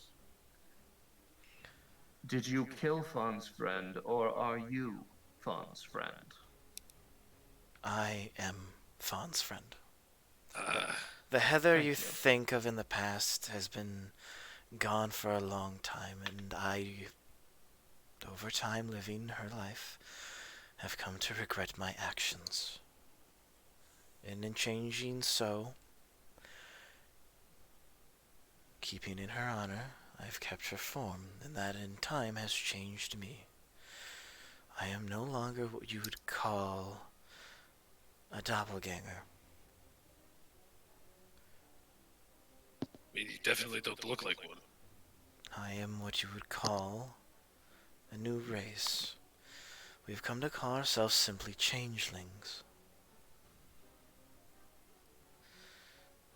House Kata in itself is no longer of the old ways. We seek a simple, peaceful life, as our ancestors' bloodshed and mindset has brought us nothing but pain and suffering. However, the Queen still wishes to exterminate us like vermin. I mean, can you blame her? No, I cannot. Don't Why worry, I do you won't tell her. continue to live in her city, then? Right, you'd think you'd want to leave.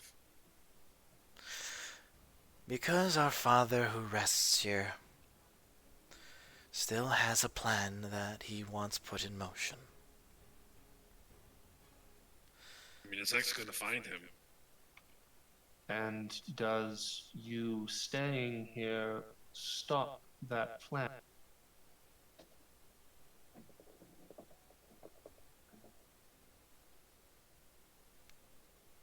Why I stay here? And she looks towards Matilda.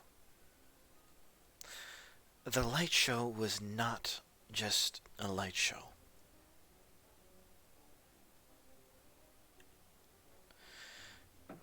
The orange has a reason, And every color that everyone at that club blinked has a reason. Orange is for those who carry the plague with them. Oh, shit. I don't know what everybody's color means, but the ones I am looking for are that signifies a bloodline of changelings. The only way that I have known to change those and help them survive is to have them move more towards their ancestry on our side of the bloodline. I will regret, though, that the process is risky, and some of those who undergo it, willing or not, do not always succeed.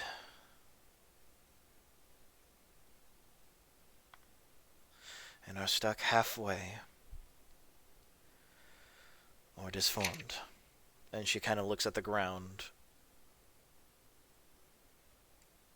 Yeah, no, that explains the, shit. The call.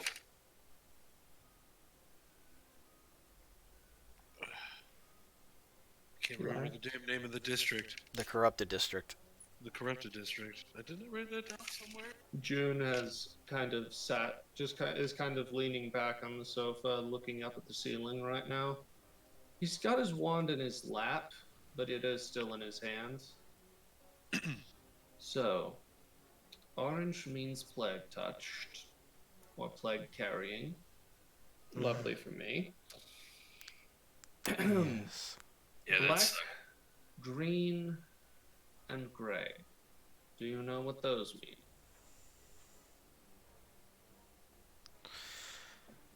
Black is sinister. It is a sign of something malicious and evil. Green I have not encountered before. Not the hue that you carried, and the gray is just as much of a mystery. Your friend, on the other hand, is quite straightforward.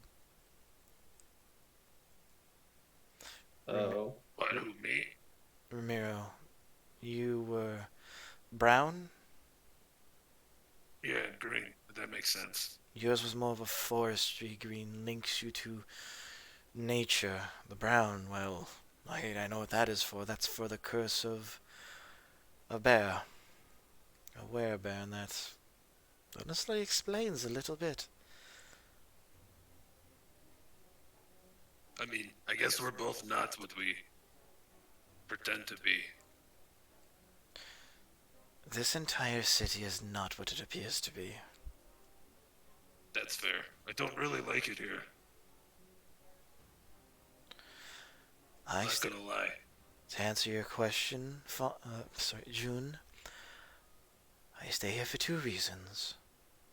I stay here to try and save those that I can, and to look after my younger brother. Not the psychotic one. The one that has been forgotten.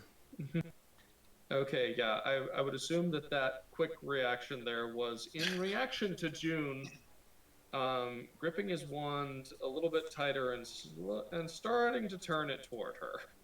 Which one would Before that settling back down after that reassurance. Bake? I am not speaking of Make or Sai. They are my older brothers. They are not the youngest. And no, the youngest is not Azek. There's another brother. Who is he, and how does he play into this? For his safety, I cannot tell you.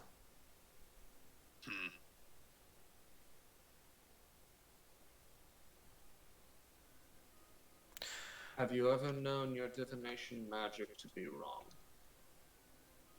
No. In Shit. the beginning, yes, but I have fine-tuned it over time. 900 years is a long time. There's a reason my name back in the day was Kata the Sorceress.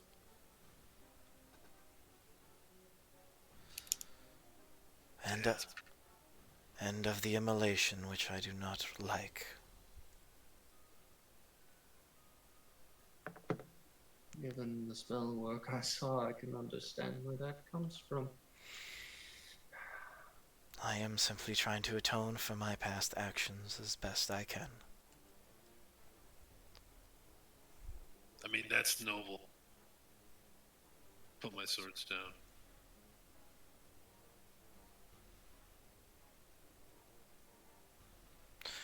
She kind of turns to you, Ramiro, after you finish stitching her up. She turns and she's like, "Thank you." And gives you a little peck on the cheek. Again, I don't know how to react to that, so I will do nothing. June chuckles a little bit, but he seems a million miles away right now, just kind of leaning back on the sofa, staring at the ceiling. That's heavy. We should probably get back. Your friend is safe. Before we were assaulted, I finished the ritual. She will not know anything of this. So she is safe from the disease. However, I regret to say you are not, June. I thought not. How long? I am not a scientist, I do not know. But for what I have observed, if it just started today, you won't be contagious for a little while, so you're safe in that department. It is slow to react, but once it starts, it is fast and it is brutal. Death is slow and painful.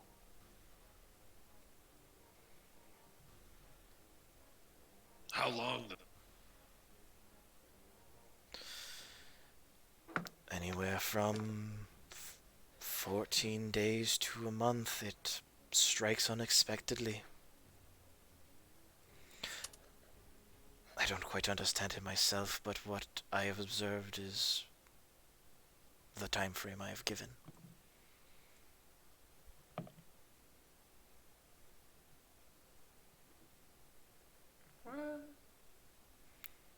Great.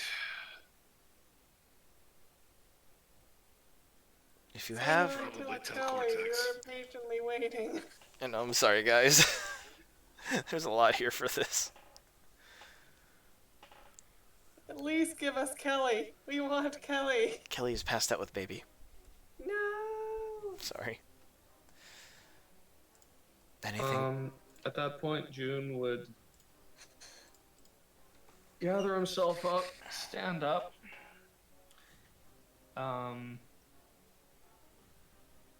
attempt to pick up Matilda. Leave her. I will take her back.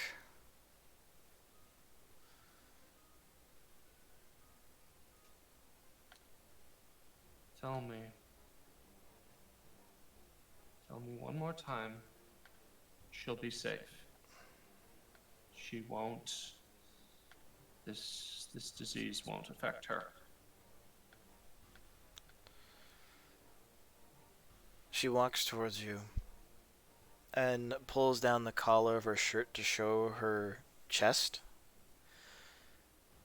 If I am lying to you and anything happens to her, you can take my heart and a portion of my father's heart. And you see that eerie glow beneath the white skin, that golden glow you've seen many times before.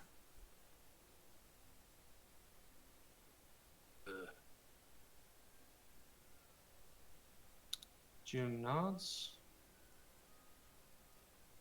leans down to Matilda, and just whispers into her ear, "I'm sorry." stands up and makes his way toward.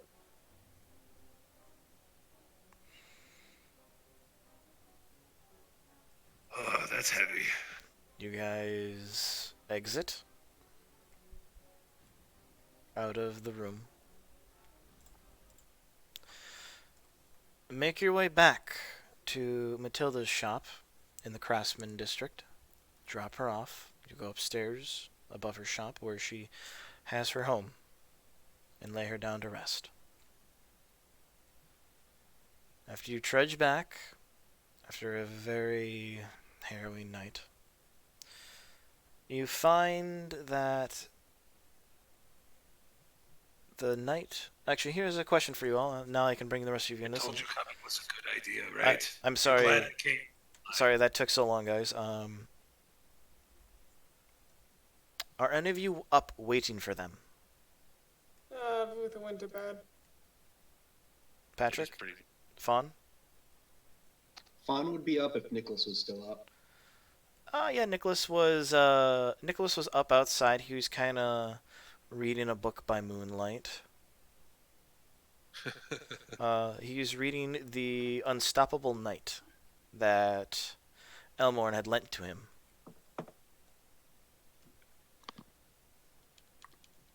Fawn would have spent the day likely talking with him of best methods of trying to deal with his wife, because he would probably know the most. It's like you want to do stakes, you want to throw into a river, running water. There are many ways to deal with a vampire, but specifically you want to destroy their place of rest. Ah, Ramiro. No, you can think of her habits or something. Oh yes, we can go over that as well. I just would like to talk about the execution of the bitch. And yes, Ramiro, cutting her head off is a good way as you guys make your way back into the yard. I would have said that to June as well. That me coming was a totally good idea. I had no idea I was muted. Sorry. What time is it? June, Romero, as you're talking... Late at night. We're talking like 3, 4 a.m. Okay. Yeah, like, especially as you're... as we're walking, if you're saying these things, like, presumably after we left Matilda Yeah. and her... Like, as we're walking down the road. Yeah, he's not really there. Gotcha. Like, as you're talking, there's just, it's like he can't even hear you. Ramiro totally doesn't notice, and he continues, but yeah. Oh, Fair enough. But yeah, like I said, he's just walking 1,000-mile stare. Just not saying anything. Makes sense.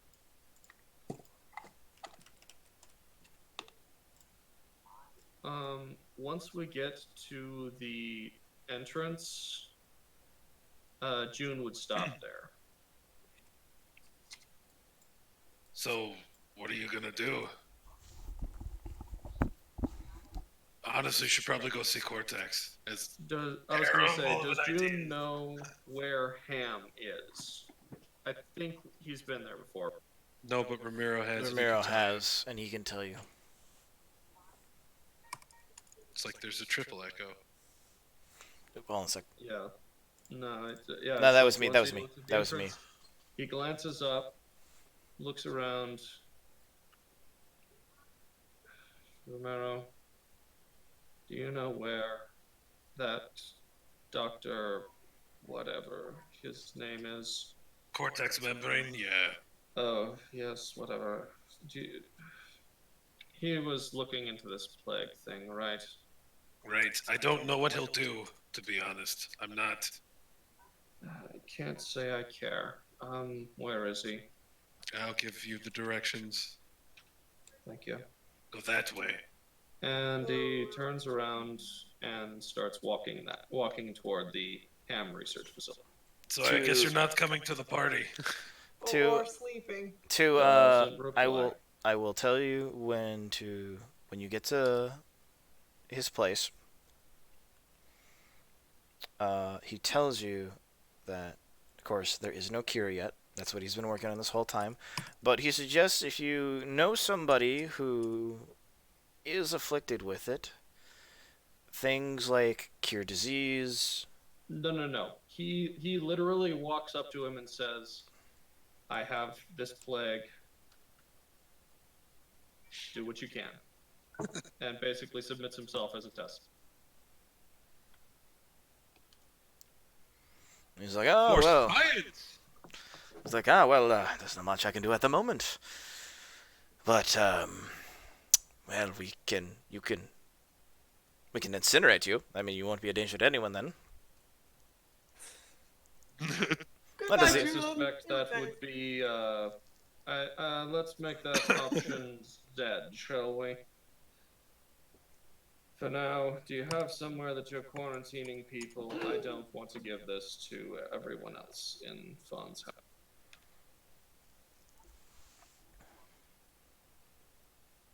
Well, I can give you something to suppress it. Best I can do. If you are in the early stages, it's much more manageable right now. And if I believe you have a clerical friend, correct? I do. Clerical friend, yes. I believe that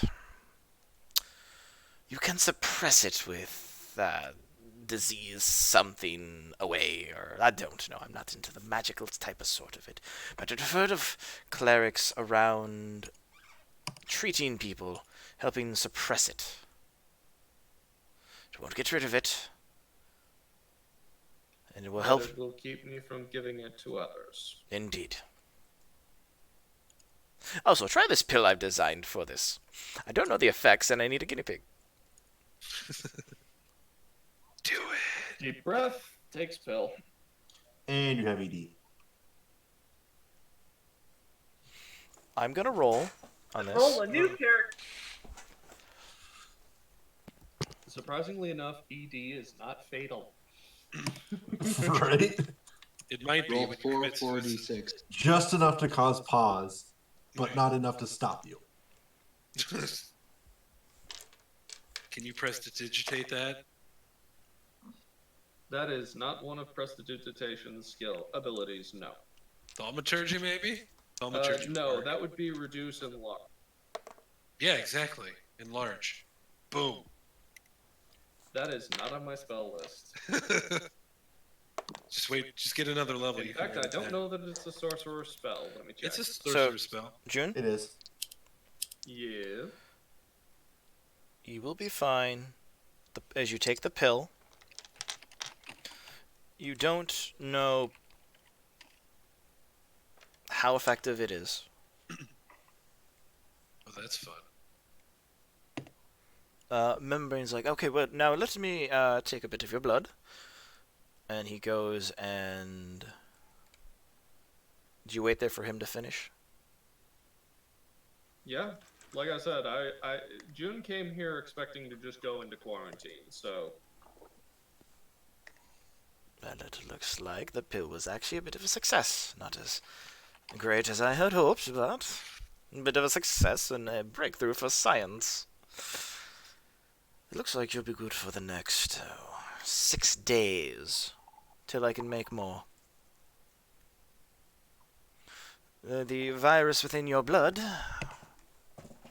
has become significantly less active. I can't give it to anyone for 6 days. Correct. Fantastic. Thank you, Doctor. And as I said, I will be back in 6 days. And also have your clerical friend do a bit of whatever voodoo witchcraft they do. I don't really know. Will do. Now, if you Thanks, excuse me, I have to get. Okay, I guess not.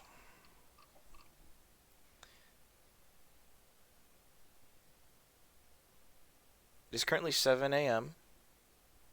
the following day.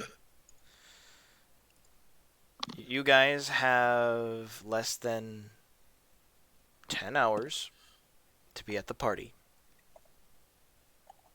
Oh, is it time to get fancy dressed? It's time to get fancy. Time to get fancy.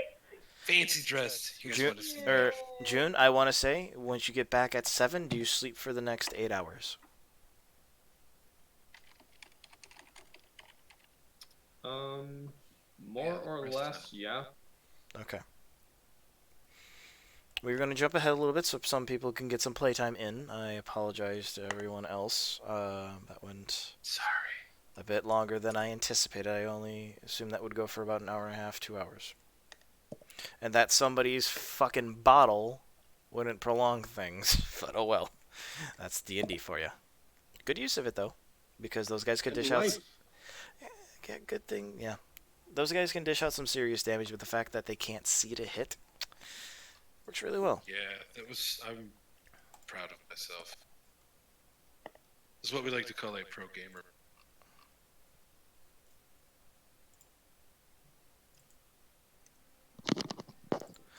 So, at the agreed meeting time, you are met at your house by 2 individuals.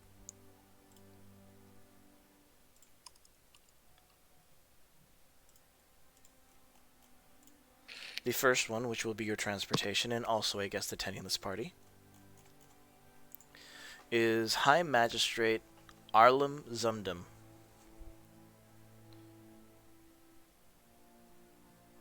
Arlem Zumdum? Arlen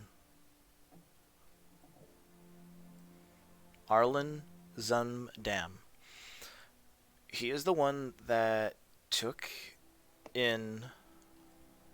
Oh god, why can't I remember her name? Bria, I believe. Oh yeah, he's the guy you keep talking about. Yep, you guys met him briefly. He is a high elf with short hair, very well manicured, and today instead of his magey robes, he is in a very nice attire. He wears a elongated jacket with blue and gold trim, very fancy, is buttoned up, and he has a small package wrapped up nicely, his gift to the king, in a nice ornate box. With him as well is Heather Therese.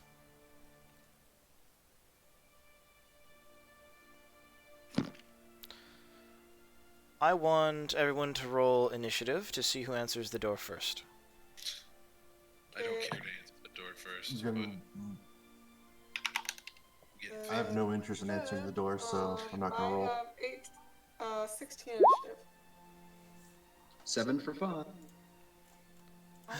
June is upstairs finishing getting ready, so You're running a bit behind. yep. What did Luna get? Yeah, the program is acting a little funky today. I see that. Gonna need them physical dice, girl. Ramiro didn't care, but for gigs I roll. It's really 8.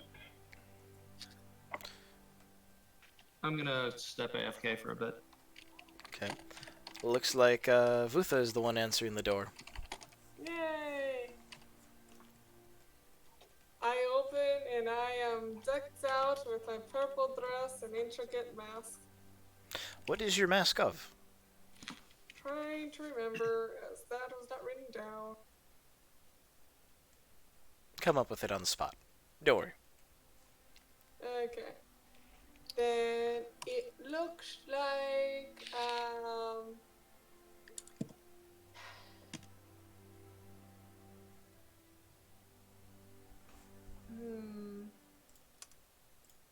instead of a lizard folk face, you will be greeted with a bird-like face. So it's got like intricacies of a bird on the mask.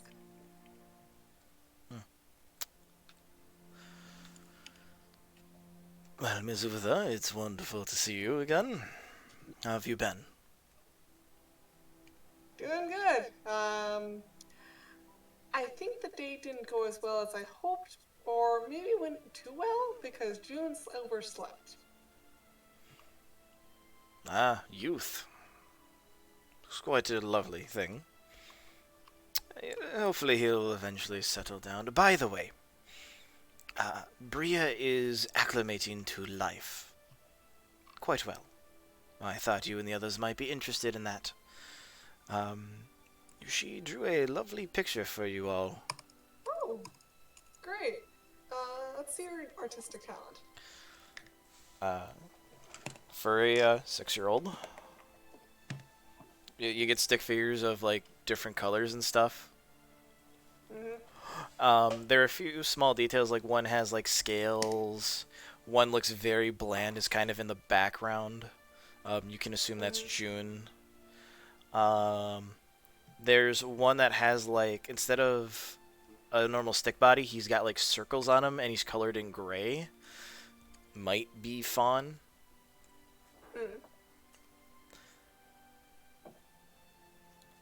Well, I think if she practices, this is definitely a great start. Oh yeah, she's got quite a artistic future ahead of her.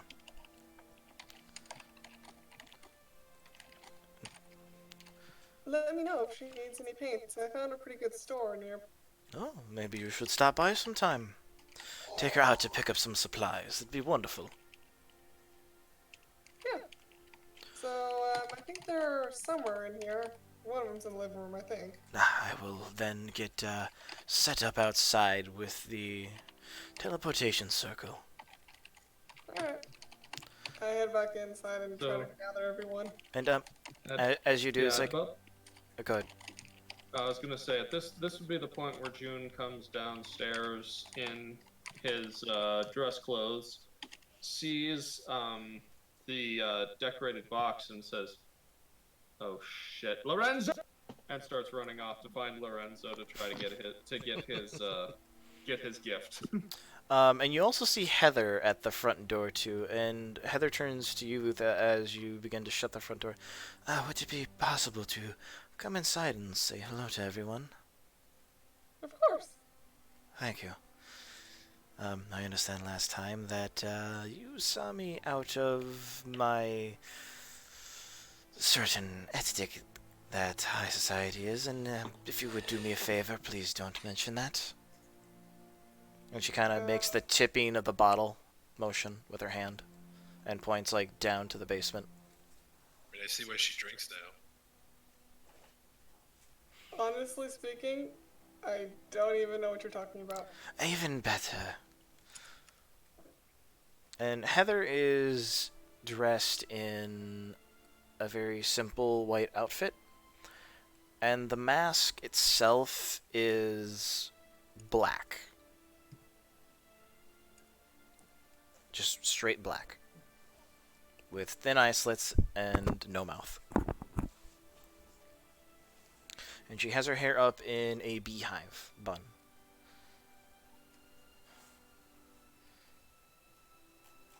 How do you keep in place? A lot of work and a little bit of magic. She kind of tinks the little hairpin. Magic. Got it. So, June, as you come down, what is your outfit and what is your mask?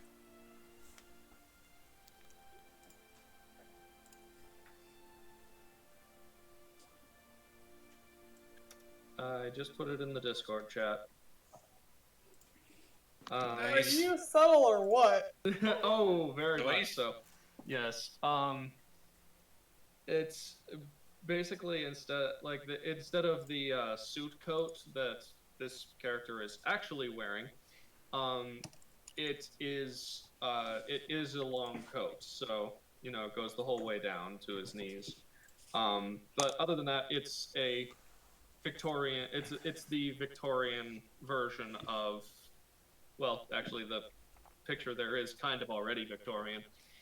But yeah, the mask is not that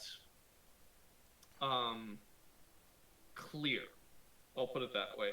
The mask is much more stylized than that, but that's the general impression one would get from that mask. Is it a tailcoat? Oh, yes. Dual tail or one tail?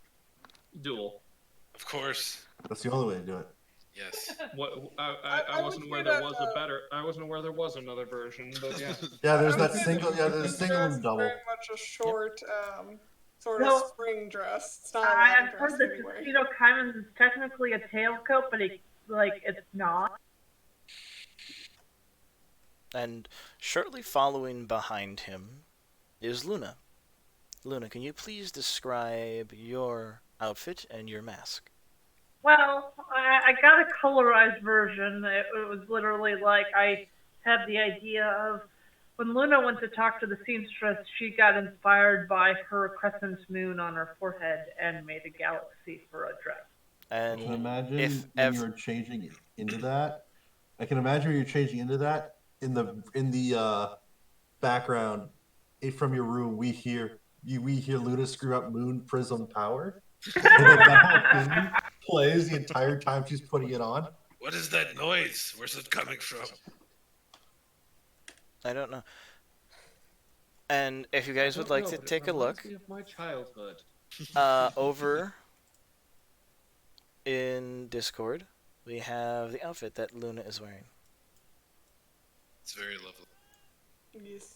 I thought of it at work and colored it while I was listening to you. And like her mask is more sheer. It is like wired, that really intricate wired with little like gem sparkles hanging from time to time again with the theme of stars. Very fancy, delicate looking. Yes. Yeah. They figured she's like her Girls look so Mars, pretty. her crescent moon is, or you've never seen a tabaxi with that, so she might as well wear it out and proud. Ramiro's a big fan. And speaking So of because Ramiro, of Booth's tail, her dress, she has to keep her tail down. She can't really use her tail consistently. and speaking of Ramiro, coming down right after. Right. Okay. So here's my mask. If you read the caption, where that light green is, it's gold instead, and it's all out. It's raised up, and then the suit.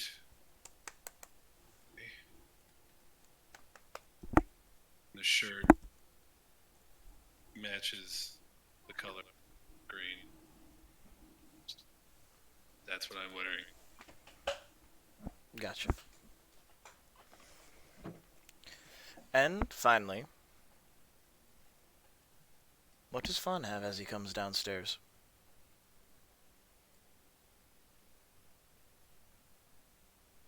Fawn has a Victorian style long Say that again? a Victorian style long suit. And what of your mask? That is like actually he has two in his hand. One is a like a Fan of the Opera one, and the other one is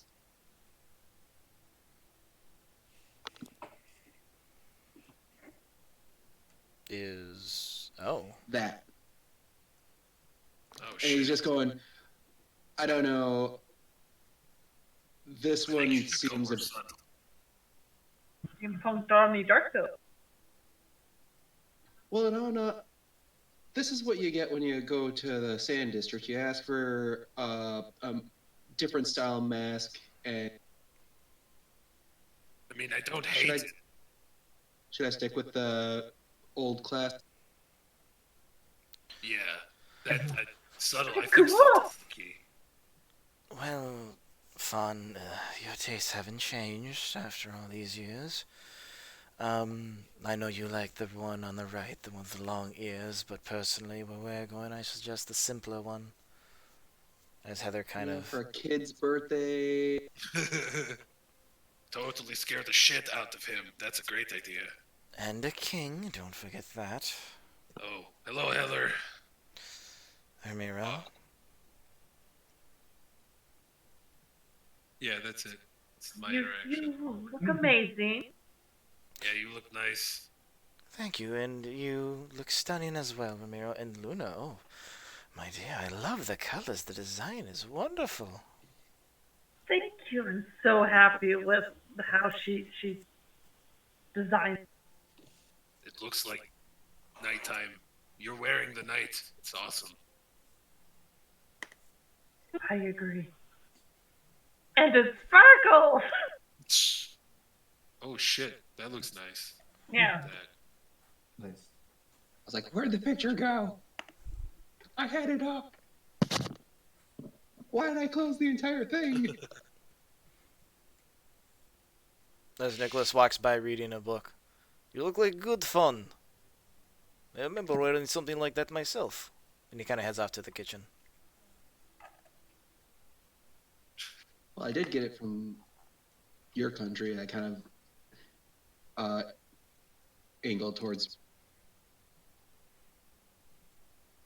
And he kind of pokes his head out of the kitchen. And you're damn right, we have good tastes over there.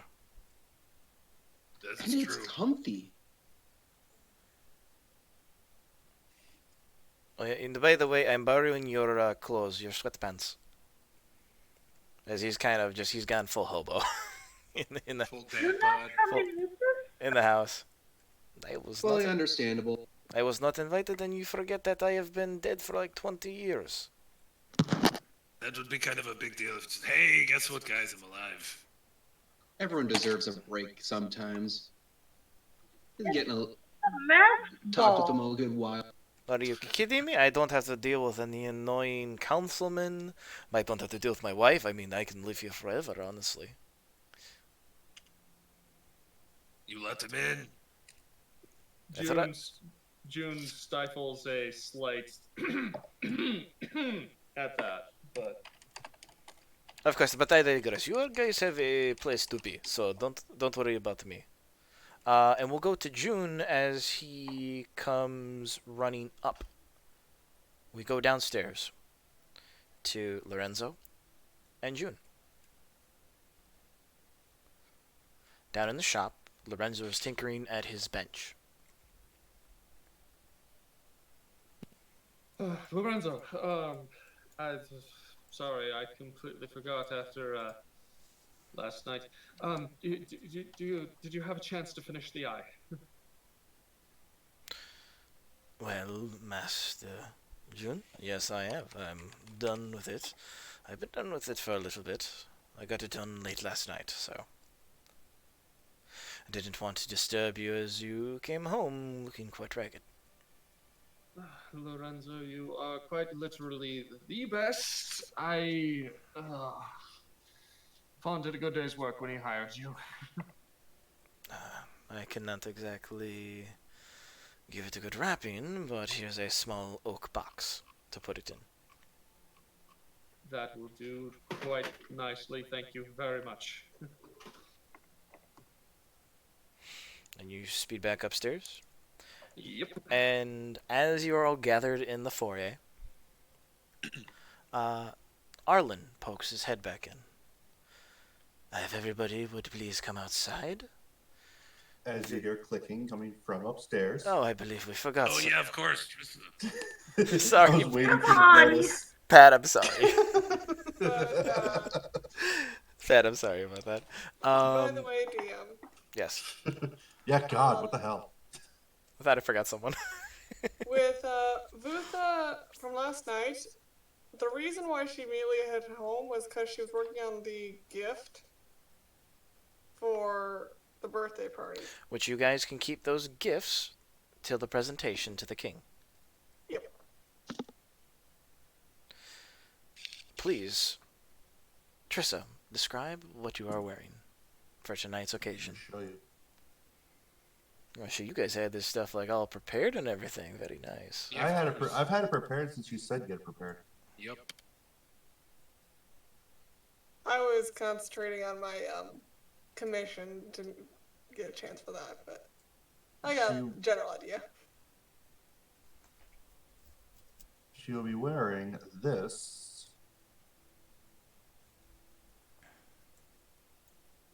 And her mask. Same color and everything?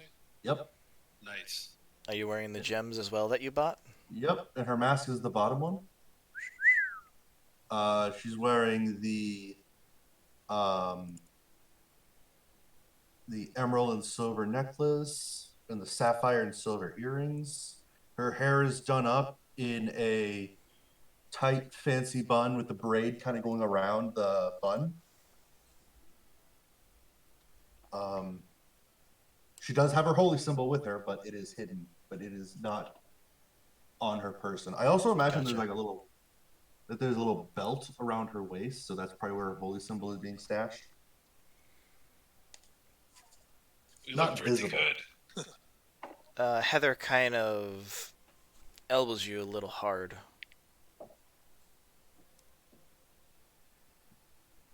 Elbows Ramiro. Elbows. Heather elbows Ramiro a little hard. What? Kind of gives him a look. What kind of look? You're back. Roll an insight.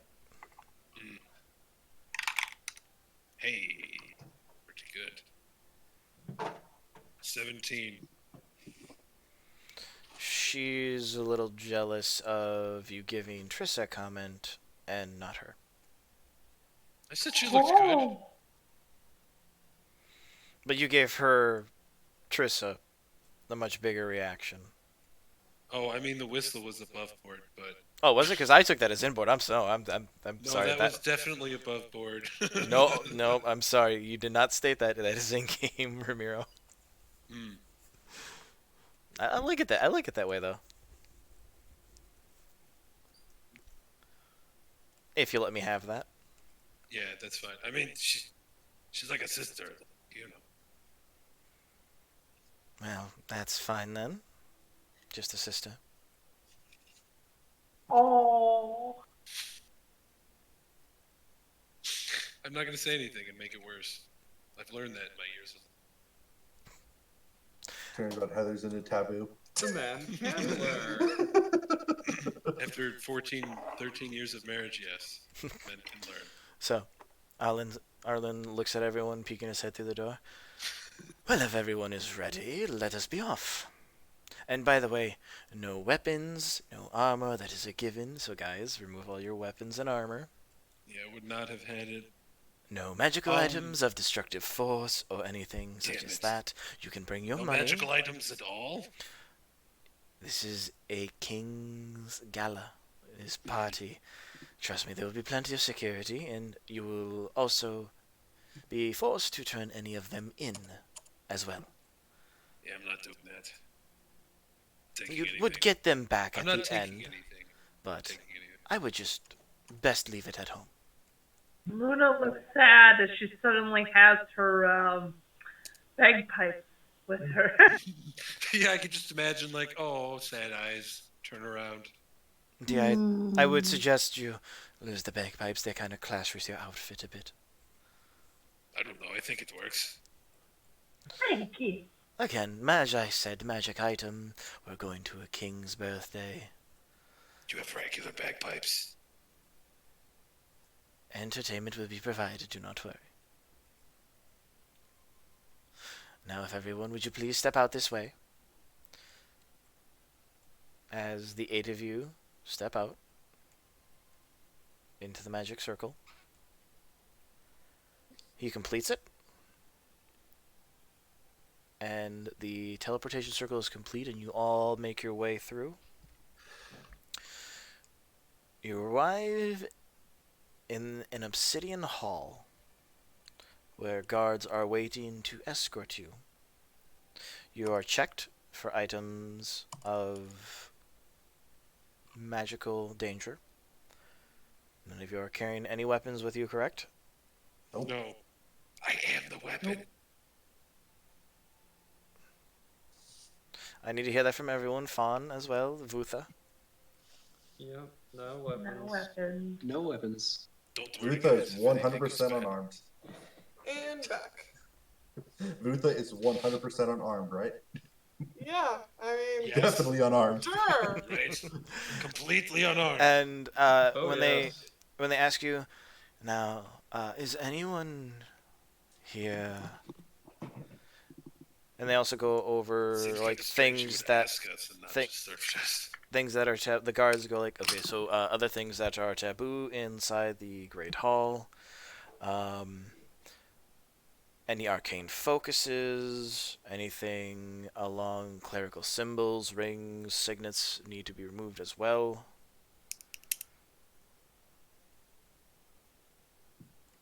No I one? hate magic, so whatever.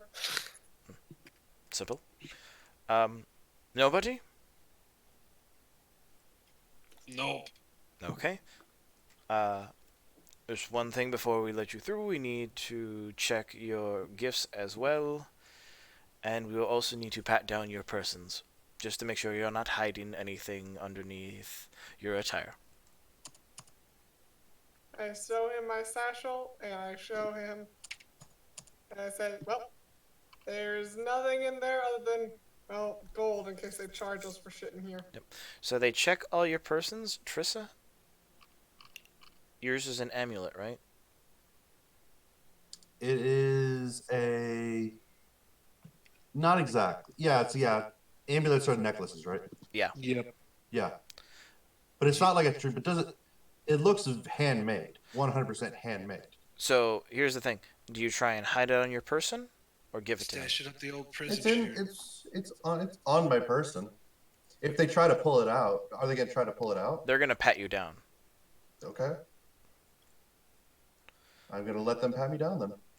Okay. And when they pat you down, they're like, "Ma'am, what is this? Right here around, and where are you keeping it?" In like the belt on her waist. It's not in the picture, but it's.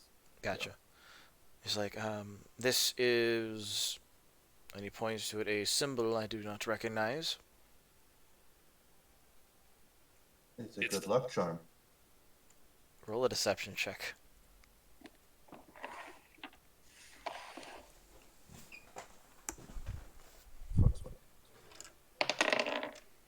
Natural 20.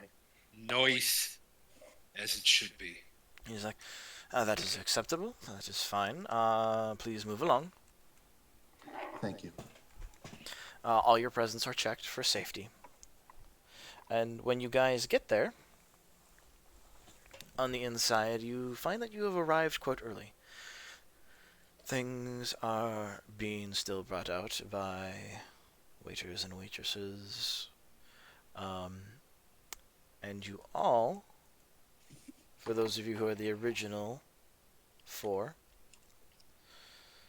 you notice a tall, statuesque man with skin like the night sky, dark horns, and hair running, white hair running down his back, tied in a ponytail. He wears a tuxedo, black as night, and carries a staff with him. This man is Astral Dawn Ascent, the individual who invited you, June. And next to him, a young boy of soon to be a man.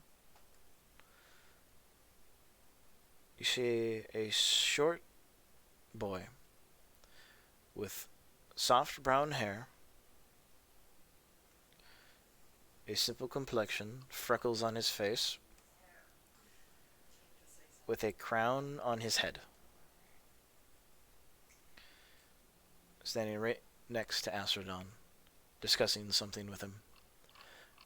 And Astrodon pointing to staff for them to get ready as well, as you are the first guests to arrive. Oh. And he comes over to you all, and he's like, "Welcome, friends. It's wonderful to see you all, and it's been too long. Too long indeed. I'm glad you could make it. I'm a bit sad that my wife could not make it."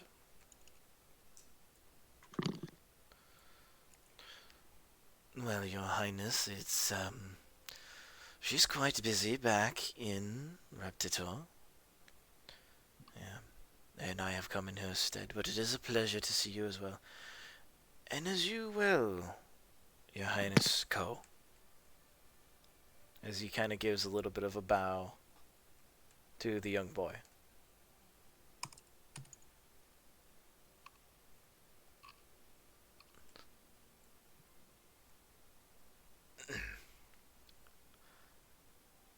It is good to see you again, uh, Magistrate Arlen.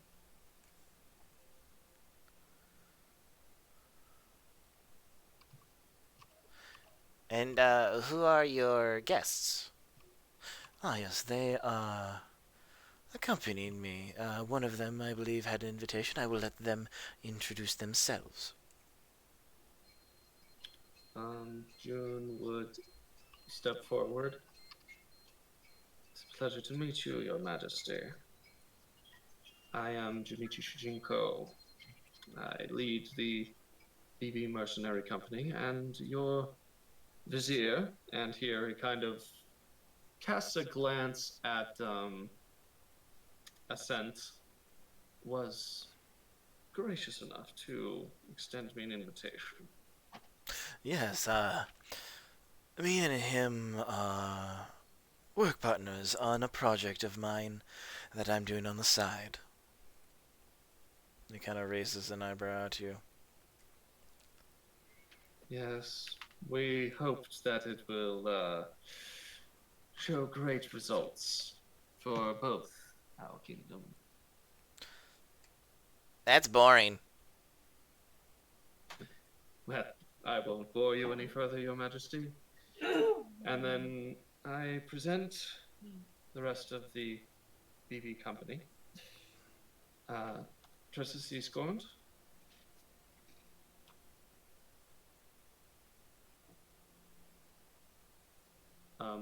Tressa?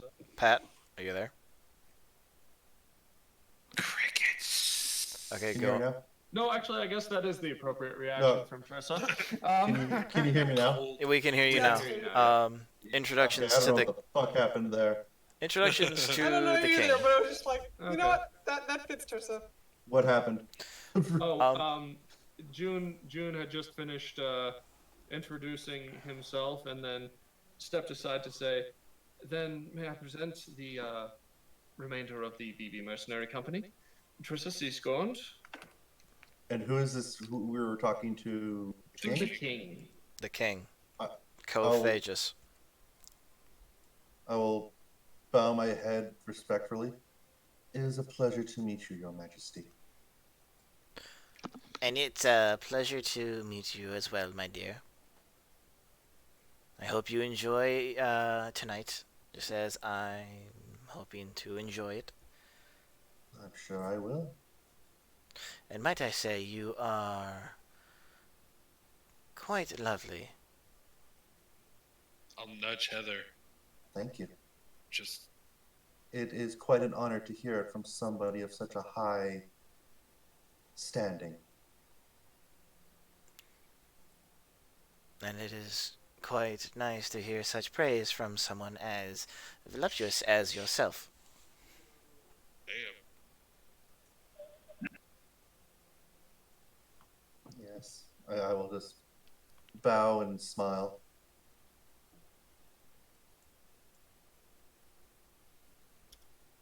Next. And then Romero Namoran. It is and I will say this in Sylvan since I was told to speak in Sylvan when spoken to by Fawn, call correctly. It is a pleasure to meet you, Your Majesty. Romero, Uh, coming. oh, it is a pleasure to meet you, Your Majesty. I will say in bow. It is a pleasure to meet you as well. I don't quite know what language you were speaking. I'll do, That, Your Highness, would be Sylvan. Oh, you mean the thing that we had a long time ago? Yeah, we don't do that anymore. They got annoying. Yeah. Whoever gave you that Um, information, it's like a bit out of date. But the etiquette is respected. Namoran. Thank you.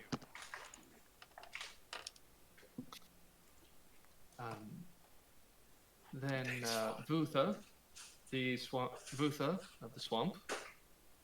Hey, so does the food cost here? And what price are we talking? You are a guest. What kind of host would I be if I was to have you pay for food? No. You Dude, I bought so much gold for nothing. some people, I apologize.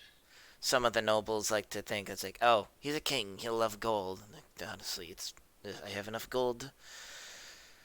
I don't need any more. I like interesting things, like yourself. I haven't actually seen one of your type before, so you're quite fascinating. I guess. I mean, yeah, the city's definitely big.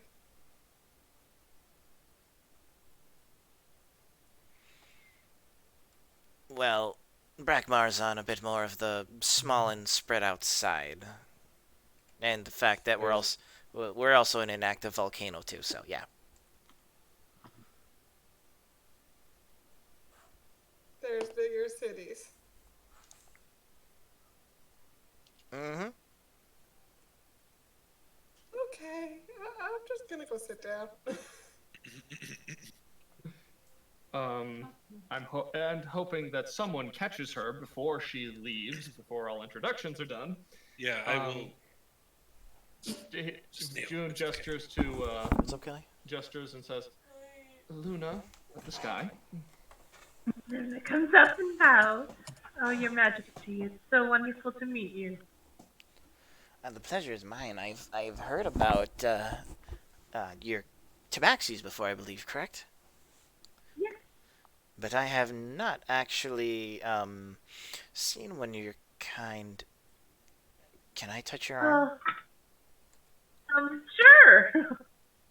Your Majesty, that is quite unbecoming of a. But I mean, look at her. How can you not, Your Majesty? She's a cat.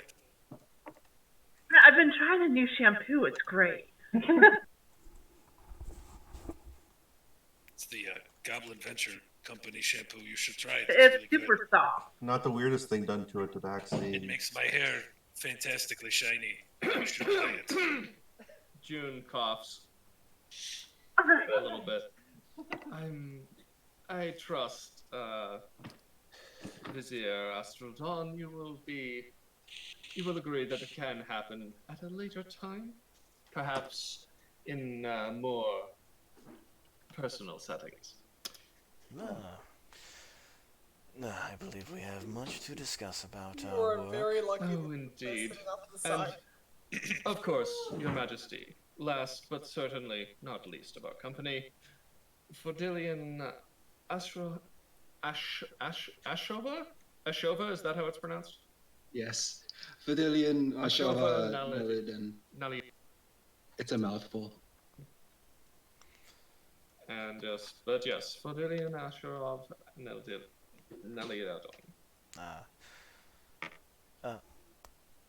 Ko was like, Fun gives a deep bow. oh, I remember you. You used to come here once in a while with the Queen of Magna. Yes.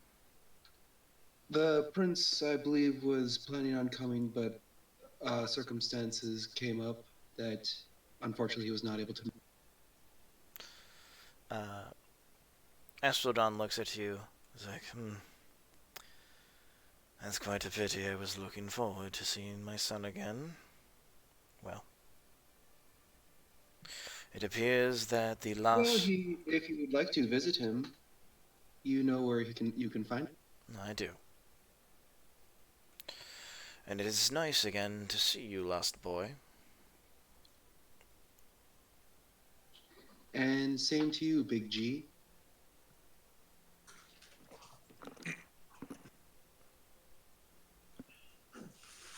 Big G. What? Let us, in this setting, Fawn, let's forego old names and just speak with the appropriate ones in this setting. As you wish, Above Astrodon. board. Above board. As he calls him Fawn. Right.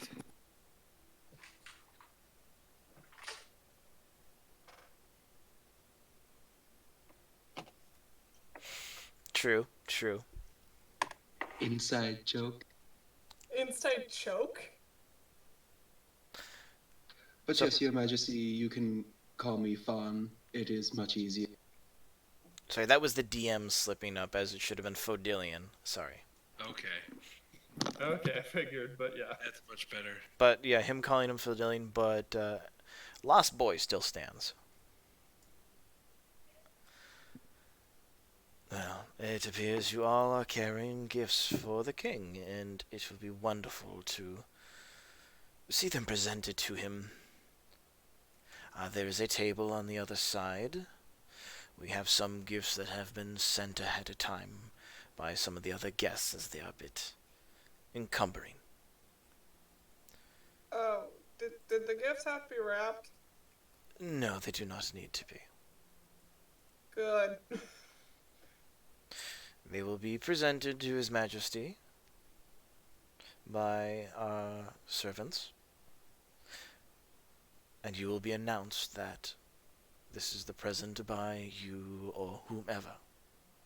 Oh shit! So everyone.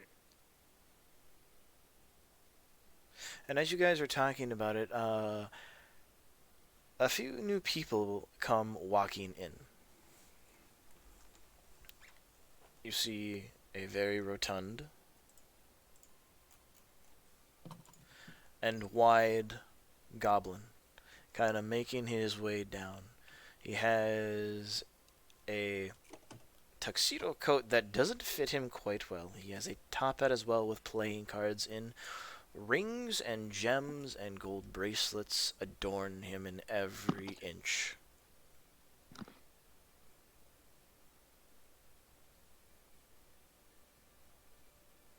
And next to him is a Triton who has a very long beard for a Triton. Not hair in that sense, but more of like, fins and such. And atop his head, Tendrils. tendrils, yep. And atop his head he wears a crown. And as far as guests go, he carries a trident with him.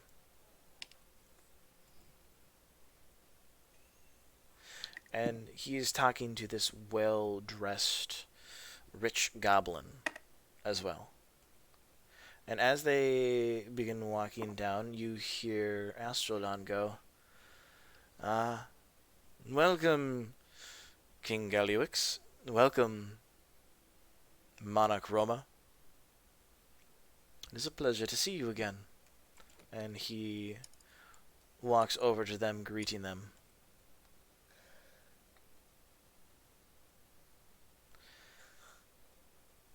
And following behind them as well, you see 3 humans. You see an old man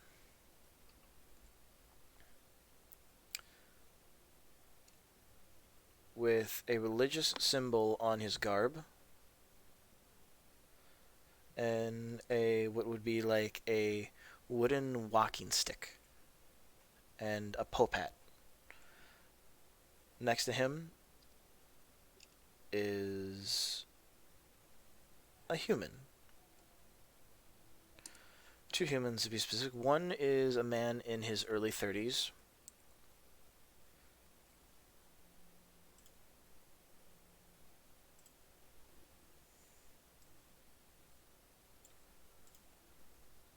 This young man has long, curled hair, brown eyes, nice tan skin, seen some weathering from the seas potentially. He's rugged, good-looking. He has a well-manicured short goatee. And he's got a face you can trust.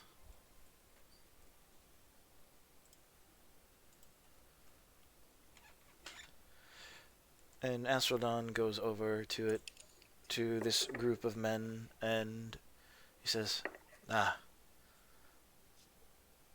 Archduke Michael Swan, I presume?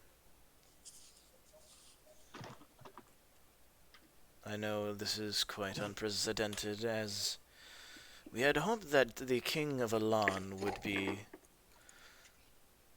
coming today, but I see, this young man is representing him, I assume?" Yes. This young man next to me. Not the other one, the younger one. This is Nicholas Worthington. He is the attendant to this young man here, who will be playing the diplomat in place of the king, representing Elan itself. I present to you Cameron O'Dara.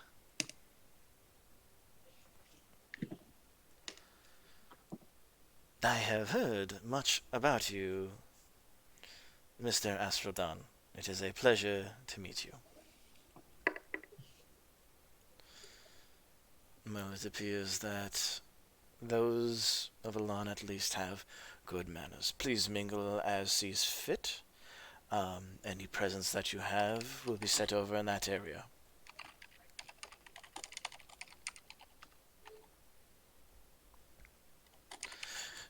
So in the meantime, you guys can mingle with other guests, if you'd like. Or they'll mingle with you. There is food set out. There are bands getting set up to play music as well. Is there mead? Of a low quality, no. I didn't ask that. I just asked if there was mead. Would I have to buy it? There's mead. And it's a very good, nice quality. Let's just start drinking some of that. Ramiro, don't drink it too fast. I mean, I know. No, it's really good, but you can get shit-faced. Isn't that kind of the point? Just don't. Bad idea at a royal function, my friend. I mean, I'm not gonna get shit-faced, but, you know. Please don't. Limit yourself 1 cup per hour. I have a question. Where did Vutha sneak off to? The buffet table? Vutha is headed straight for the food table, yes. That was kind of what I figured. Yep. And No. as far as you're concerned, since it is free, limits are off. Oh my god, you brought her This to is a... going to be so beautiful. Is there a full rack of animal? You know, like a hog, just sitting out there on display. What kind of royal birthday party would it be if there was not? And Vutha is tearing into that. even No better, holds barred. even better yet, there's 2 of them. Yep. In her fancy dress. Does Fawn see this? Everybody sees this. This is like shit. there's no roll Ramiro, needed. Come with me. Because it is very voracious, and the monarch Roma looks and just appears appalled. King Gallywix is like, oh. On the Archduke Michael's face, he's like, oh my. No. Nicholas Worthington is kind of like just laughing. But Cameron O'Dara, kind of is eyeing up the other people in the room right now. Vuther, you should probably get a plate for that. June is very, very swiftly walking toward Vutha, Yeah. picks up a plate, and just goes, yeah, here. You want to use this in polite society. Please take the food, put it on the plate, and then take the plate over and eat over there. Okay? All right. So I if you find a table, I place June's plate on the table, go back to the pig, and put the entire pig on top of the plate. Proceed to continue eating. How big is this pig? it's a big pig. It's like I will help her. we're going full hog. I mean, she already licked it, so it's hers technically. And you June is kind of just kind of looking back and forth between the two of you, absolutely horrified, and then just kind of puts his puts his hand on his head, looks over at Fawn, and just kind of shakes his head and like, I tried. and June, while you're there, I'm using a plate. What do you want from me? Well, you she's see not wrong. You're busy eating. You don't see this. you see a very scruffy man who's got like the old like English style mutton chops and all that, and he's like, oh, burger, burger, burger, burger, oh, burger, burger, and he's kind of looking at the spot where the pig was. June just kind of goes, oh, right over here, sir. There's some right over here. Come on, why don't you join me and we can have some? Nuna is giggling. And tries he- to help- he and has, just tries Politely. to direct him over there. to the other. He has a chef hat on. He's the It's the Muppets. I know. They must be loaded. If they can afford, they must be loaded if they can afford Swedish chef. True. Well, I mean, it is a king, so. Yeah. Right, spare no expense. Exactly. There's Mergendy Bergen. He kind of looks at you, June. Schmergendy Bergen. She's Schmergendy Bergen. Ah, right. Yes. Schmergenberg. We're going to need a lot of food, like a lot. And then just puts his hand on his shoulder, and just goes, "I am so sorry." And then he kind of goes like he like puts his arm out and he's like sizing up like he goes like chest size and then he's like Schmergen. That will make an excellent appetizer. And he spreads them out even farther and he's got it like a few feet from his chest. We're getting there. Dorfkin. And he just goes wingspan with it. Luna thumbs Now we're up. talking. Lusa, like she's doing a good job. Just like an awkward thumbs up, like, yeah.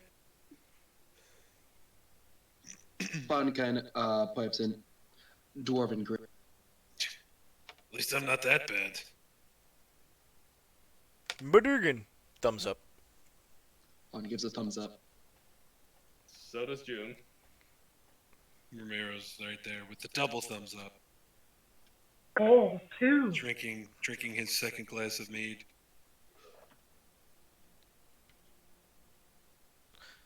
June is very glad that he's got his mask in place so he can face palm that rather than his actual face, because that would probably hurt. Mm. It's quite the party already.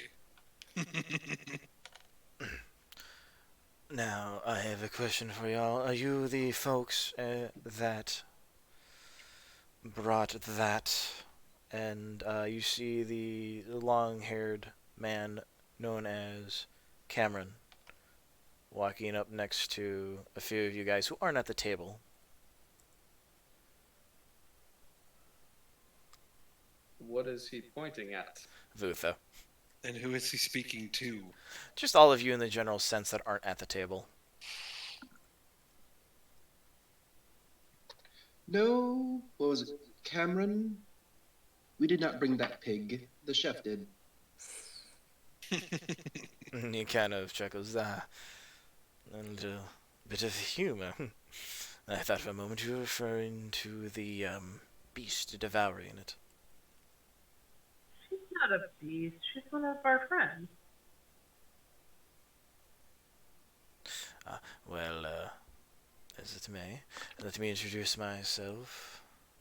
I am Cameron O'Dara of Alon's Security Council. Head to be exact. A pleasure to meet you, my dear. And who do I have the pleasure of meeting this fine day? The BB Mercenary Group. I was specifically speaking of yourself. Oh, I am Luna. Luna of the Sky Clan. My, such wonderful colors and such a magnificent coat. Please do. Tell me a bit about yourself. I'm curious how you've found yourself into this high court here, as I don't believe it is a fit for any of you, except this sapphire of the sea. And he turns to Trissa. Read your Discord.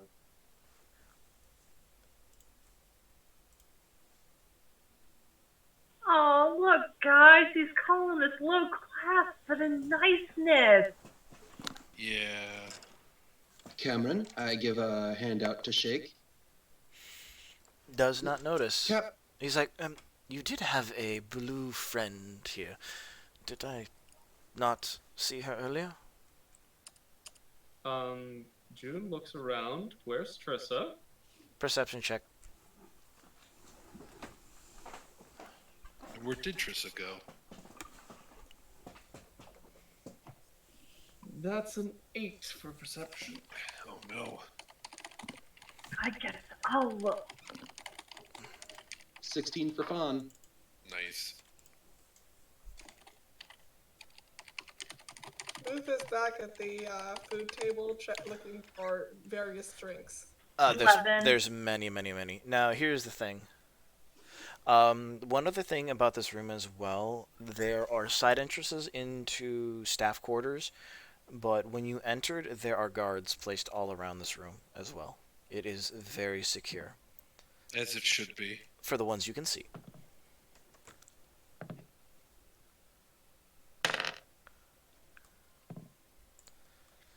And, So anybody... we see guards? You see guards, but the... Trissa, you guys did not see Trissa. Give me those numbers again. Oh, 16. 8 for June. 11. The only one to actually see Trissa is Fawn. And you see her off in the distance, kind of trying to stay hidden.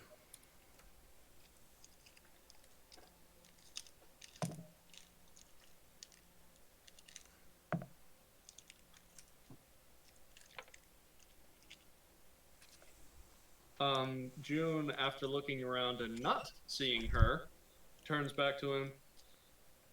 Yes, we have Trissa Seascond, I believe you're referring to. She is very lovely and very unsociable, I'm afraid, so I would not be surprised if she has found, somewhere to curl up with a book. Oh, well, that is a crying shame. I would love to meet her. Someone of such I will convey extravagant that beauty. to her at the next available opportunity, goods. at this point, Butha comes up to June carrying 2 gigantic mugs of ale and says, "June, this one's for you," and shoves it into your hands. And June takes Cameron. it and just goes, Cameron kind of like, ugh. Don't fall off your high horse. Wait, he was riding a horse? He rode his high horse to get here. Oh. Proceeds to Some drink. don't know what a party is about. tips, lifts a glass to Vutha as presumably she returns to her eating at the table, unless Yes. you've already finished that thing already. I am And then- about halfway done, and I am working on the rear of the pig. She is a very useful member of our group, as voracious on the battlefield as she is at the table. I can Cheers to that. quite see that. If you'll excuse me, and he kind of starts shimmying away. I would like to talk to a few of the other guests. Of course. A pleasure to meet you. Ah, if I worked here, I'd have to be nicer, but I don't work here. So Well, then it's a good thing you didn't bring your bagpipes. I really should have brought my bagpipes. We could have made this a party. No, you should not have, because then you would work here and you would have to be nice to him. We can always have a party after the party. I DM? thought that was the plan, but Yeah. sure. Using my Know Your Enemy ability, was that long enough to know his strength stat and his constitution stat? Strength is charisma? His strength and constitution in comparison to mine. Oh, wait, strength and constitution? Yeah. His strength and con are a 9 and a 10. So both vastly inferior. Mm-hmm. He's a twig. He's a twig that was invited in place of the King of Alon, so take it as you see it. Wasn't it Nicholas that was the... No, Nicholas Nicholas Worthington? is the king of Reptatar. Okay. Wait, No. not Reptatar. Nicholas He's- was the assistant to Cameron. That Nicholas, not Nicholas Nagoyechev, Nicholas Worthington. Yeah. Okay.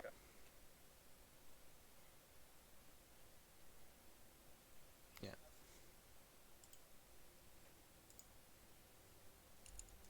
Okay. June is keeping an eye out for when the High Magistrate is not as occupied. Presumably, that's not going to happen for some time. Yeah, he's a bit busy. But You mean the vizier? yeah. Yes. Oh yeah. Because magistrate would be Vizier, Arlen. right. Magistrate Right. Arlen. So we'll just say vizier or assent as well. Right. Zero Askeldon. Got it. Yep. So basically, just whenever he is not busy, June's keeping an eye out for that. But otherwise, he's basically just wandering around the group, talking at small talk as he must. But mostly, he's trying to keep an eye on his party members, casting prestidigitation on Vutha's clothes probably several times. Most likely Luna at would least probably once for have. Romero, and just generally trying to keep us from making a complete mockery of a king's birthday party. I'm just standing there drinking my mead, watching Heather mostly. What is she? What is everyone else doing? Do I? Fauna's reclined to standing next to Heather and kind of It's kind of what? in kind of a defeated. You were never quite good at these, were you, Fawn? No. I feel like the adult. Well, with your Luna is Oh, I found slightly it on the note. Luna is slightly flirting with people who are attempting to get close to us. The mask is in fact a purple moth mask. oh, nice. I found the note for it. Like it.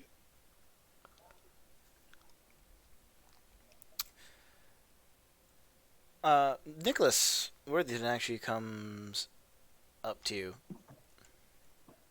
Luna. Oh, hello there. Hi. Nicholas Worthington of the Worthington family. Be right back. Luna from the Sky Clan. You're from the Sky Clan. Oh. My father actually has worked with a few people from the Sky Clan. Oh, I wonder if that was my uncle or great uncle. I don't know specifically, but I recognize the color scheme that you have. Your family has something of a similar touch, I feel, right? Yeah. But we almost, I don't want to say worship because we don't worship the moon, but it is regarded as something significant in our. Ah, well, um, that's interesting to hear. I assume that means you're having a bit of trouble with the open worship of a deity in Alan of that sort. No. Um, Just a little bit of information. There are specific deities that you can worship and taboo ones as well. And well, that Luna had off the top of the head just said that they're not it's more of a figure. They don't really worship the moon, but it is gotcha, something important. gotcha. Oh, that was my mistake. I've seen the jewelry when I go to see my father from time to time on them. Uh, Not a lot of tabaxis around, so quite identifiable. Yeah, I've noticed that when I been traveling. I did get to hear quite a few stories from father about that. Your family is quite hardworking as far as I've been told. Yep. Um, and I guess I'm hardworking, though hardworking at this company. But so what exactly do you do? Well, I am assistant to Cameron. He works primarily as the head seat on the Security Council for the city and the Alliance. He is quite an amazing man, actually. It's such a sad story.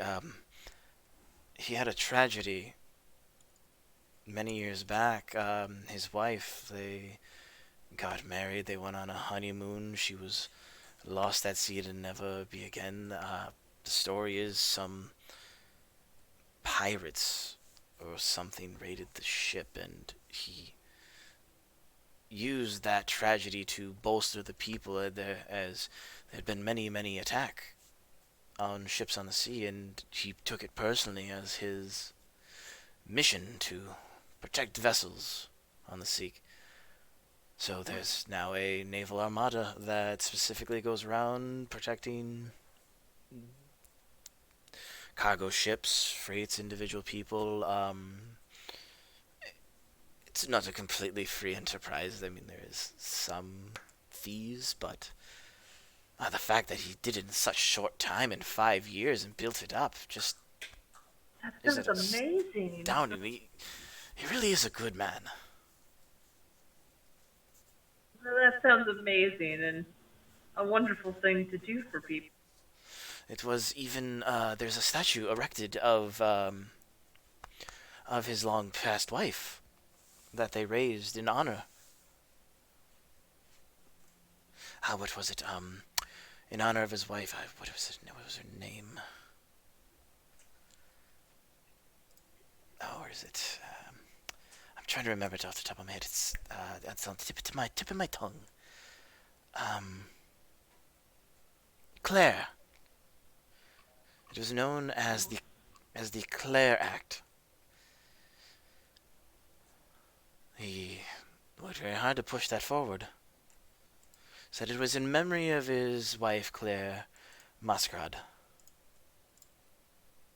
I'm sure she. Mascard, sorry, Claire Mascard, that passed away at sea from the pirates' filthy orcs. Filthy orc? Oh, I forgot. You're nomadic. Most of the orcish race typically keeps to the sea. Oh. Well, I guess Clark never did tell me that. No, Clark was an ogre. Oh yeah, Orc. ogre. Then never mind. Erase that. Erased. Doo-doo-doo. Ah, No, he's quite a good man. A little how should I put this? Stiff would be a way to put it. so we all have our things. But truly a good heart at it all. I mean, the man's built himself up. He even takes care of his departed wife's parents. That's so sweet. They're living quite a life now that he's in a high council seat. So what do you like to do in your spare time?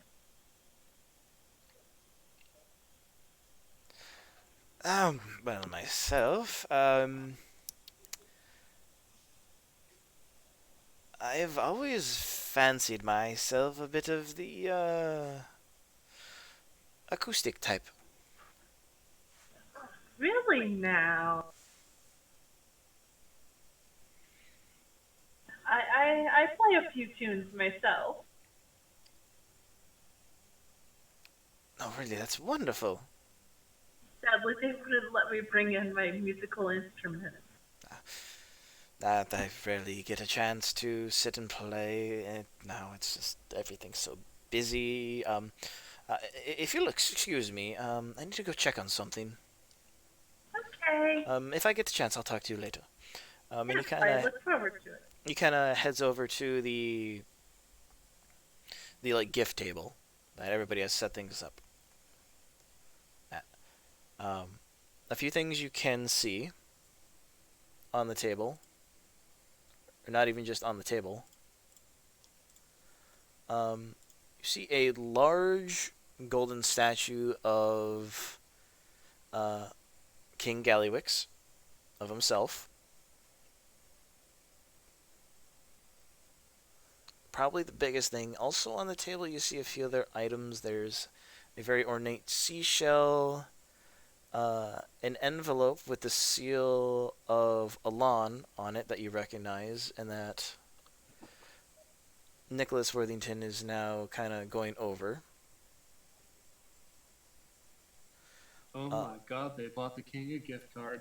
You see a medium chest with the symbol of Palor on it. And as you're watching,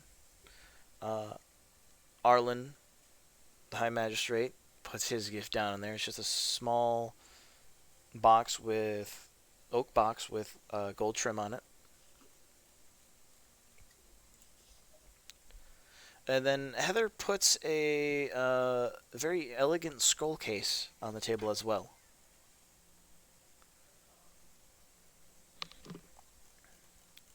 I will put two things on the table because I couldn't figure out. And I think One or this the is a other. great time to go over the gifts that you guys have given Yeah. or gotten the king. So Ramiro, go ahead and start us out. So here's the first one. I made these. I do things with wood.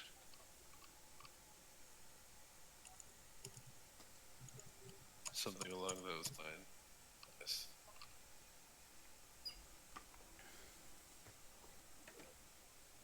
I found.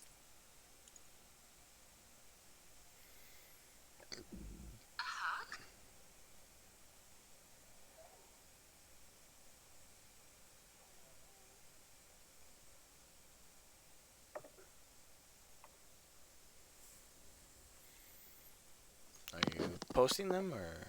Yeah, they're in the. Oh, yep. Sorry. Sorry. I had it on messages still. Very ornate. Who would like to place their gifts for the king on the table next? Just to clarify, this is the king Are we referring to Norm or is this someone else? No, the young gentleman with freckles and the light brown hair, Ko, that you had met, is the 13, 14-year-old king of Brakmar. Okay. I thought this was Cophagus, right? Cophagus, yes. You're no longer in Reptitor, you are in Brakmar. Oh. The island nation gone from basically prison settlement of Elan to own their own nation through revolt. As many generations had, and Devusa wouldn't know this is for the player. They went through an entire revolt and made it their own island country. And this is the only place that you can get Ignum Bright ore as well. So they refused to sell to the people who basically sent their ancestors here and still considered them nothing but a workforce. But they sell it to other people like Reptitor.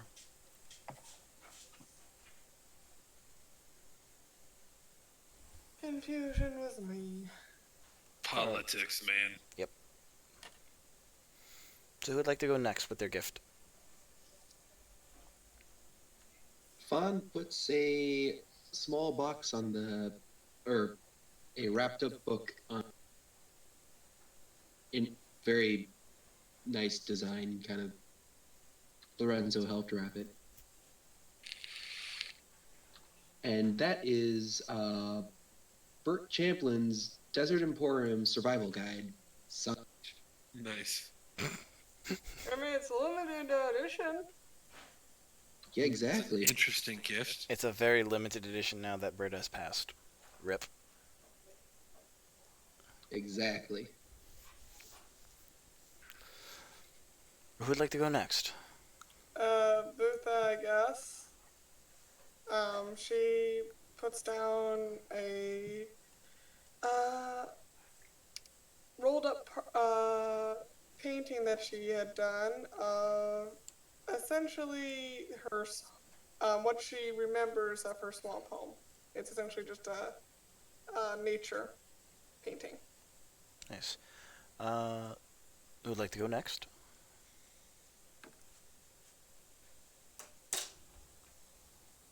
We're almost done. Are you? Yep. Okay.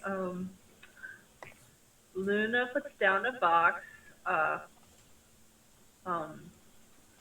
The contents are a new, well, I guess not new, but a series of books called Myth, Kobold's Dragonborn Maid Set. Ooh. Signed and copied.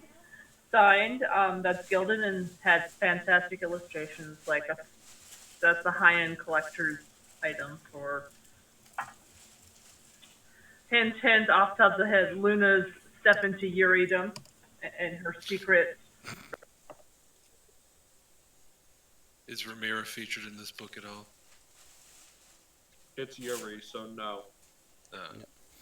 And then, who'd like to go after Luna?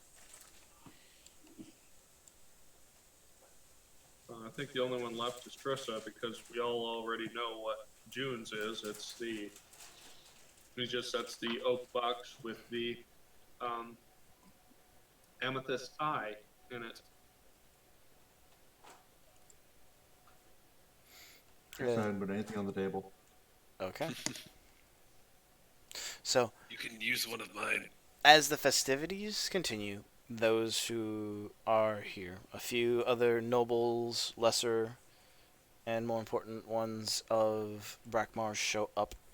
The party begins. During this time, people mingle. And as you get past the first hour, Astrodon invites everyone to take a seat, and they will be presenting the gifts. Your gifts are presented along with that of Jaster Gallywix of the Goblin Nation, which is a golden statue in his image and weight made of pure gold. Damn. King. There we go. King. Not King. Monarch Rallis Roma. Present. His gift is brought to the king by a servant, and all these, they don't wheel some of them they can't move, but the ones they do, they bring towards the king.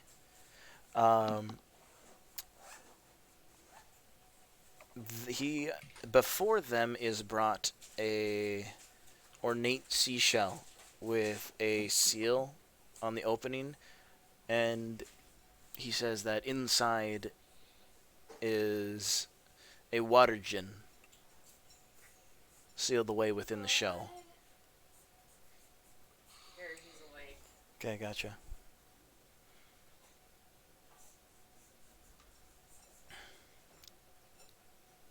The small envelope that Cameron had brought with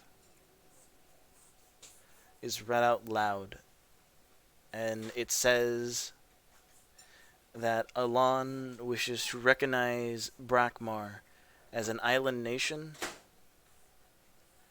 and that the king wishes to open potential trading for Ignum Right Or once more, as they wish to open the borders up and reconcile the past. Arlen, who had come with you, his is Stones of Sending, meant for him to contact the Queen whenever needed in Reptitor.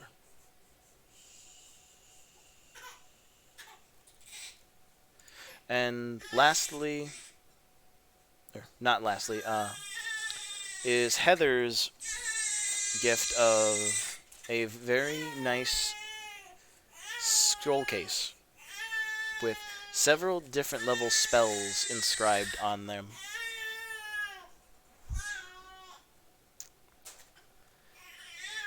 And lastly, from the Archduke of Pelor, Michael Sworn, the chest is brought towards King Co Fagus, and as they open it, you see a robe of a red dragon, a robe made of red dragon skin on the inside, and as the lid is opened all the way, an explosion rocks the hall of this party as tables are sent flying, and the explosion goes off in the face of King Kophagus himself.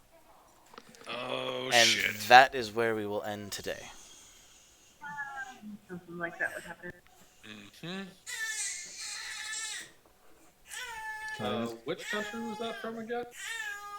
That was from the Archduke Pelor, Michael Sworn from Alon. I just want to say, because I didn't get a chance. Trista's still nowhere to be found. Yeah, she's kind of intermingling in the crowds, and you guys have yet to find her. Like, actively avoiding the group. We know the truth. You shouldn't want to be associated with Butha and her eating habits. I mean, she did make the right choice, but you know. So, the beginning was a little bit long of this session, guys, but I wanted to get to the party, and then next session we have, you deal with the explosion that blew up in the king's face. King better survive and read the new journal. I just hope my artwork isn't damaged by that. Right, my viol. The labor of love. Oh, no, that didn't get I'm slightly more concerned about the child that's standing there. No, your guys' gifts were brought, like, up to the king one at a time. Oh. So none of them were destroyed. Alright. The only Hopefully thing, he's good too. the only thing that was probably destroyed and probably not was the box. The king's face. No, the king's face, and then I was gonna say the red dragon skin robe, but that probably can survive that shit. Depends on the nature of the explosion, but yeah, probably. Yeah, the second the lid opened up, the explosion went off, and you caught just a small Fucking glimpse of World what War One. was inside. Master Don, you better have protected the boy. Didn't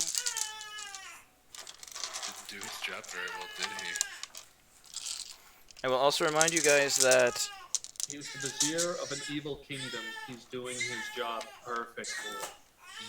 I want to remind you guys that all these gifts were inspected when you guys brought them in. Yeah, they were.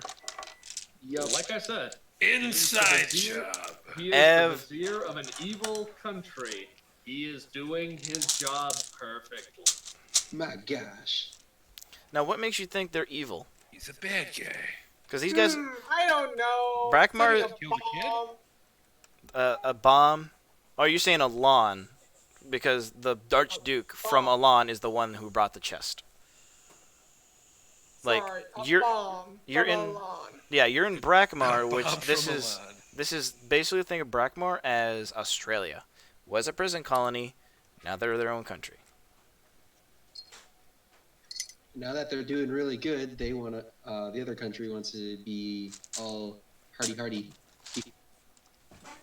Give us a thing. And the big thing here is remember that envelope that Cameron brought with.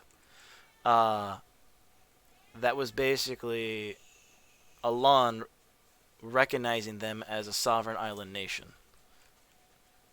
After they've basically considered them nothing but, how do I put this?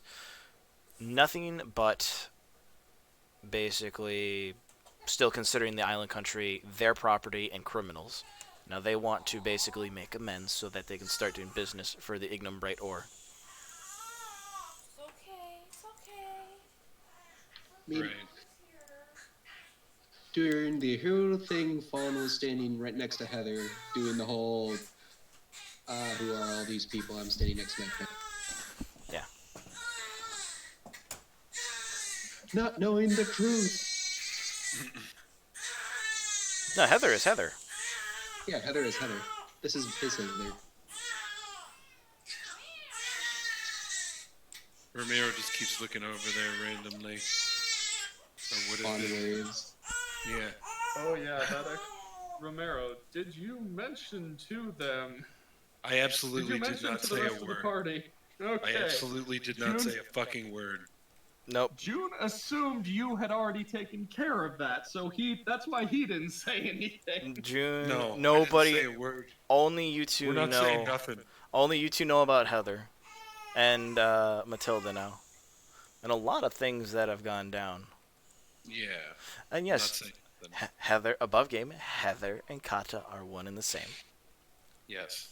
It took me a while to remember who Heather was. Yeah, I was Heather- like, wait a minute, I know that name. Heather was the drunken lady. No, in- I realized that. I realize Yeah. that now, but like at the time, I didn't. I was like, who the fuck is Heather? It's a random name showing up. I had to do a word search on my Google Doc to find her, and I was just like, oh, that's who that was. And that's why she recognized you. Fawn's friend. Because she remembers seeing you at Oh, the house no. that day. She, Oh no. she would have recognized Ramiro, but he bear boy at that point. Right, she would have never seen that before. Nope. Does not. She knows about it now. Different bear.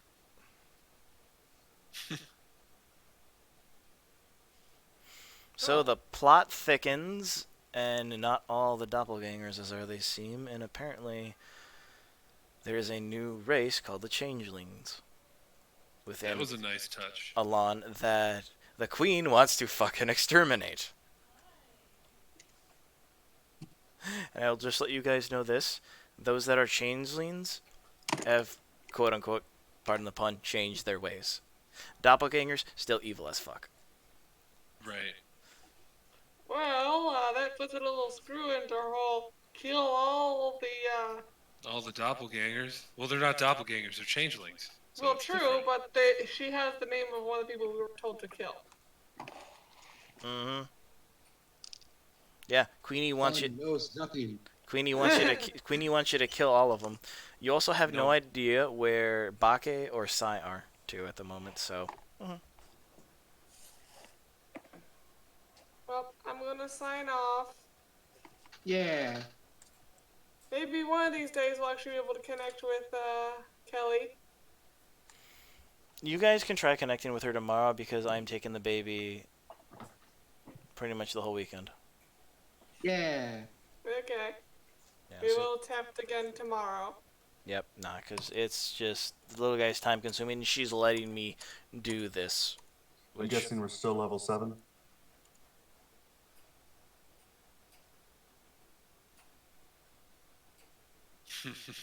And silence. I mean, Contemplating. I know.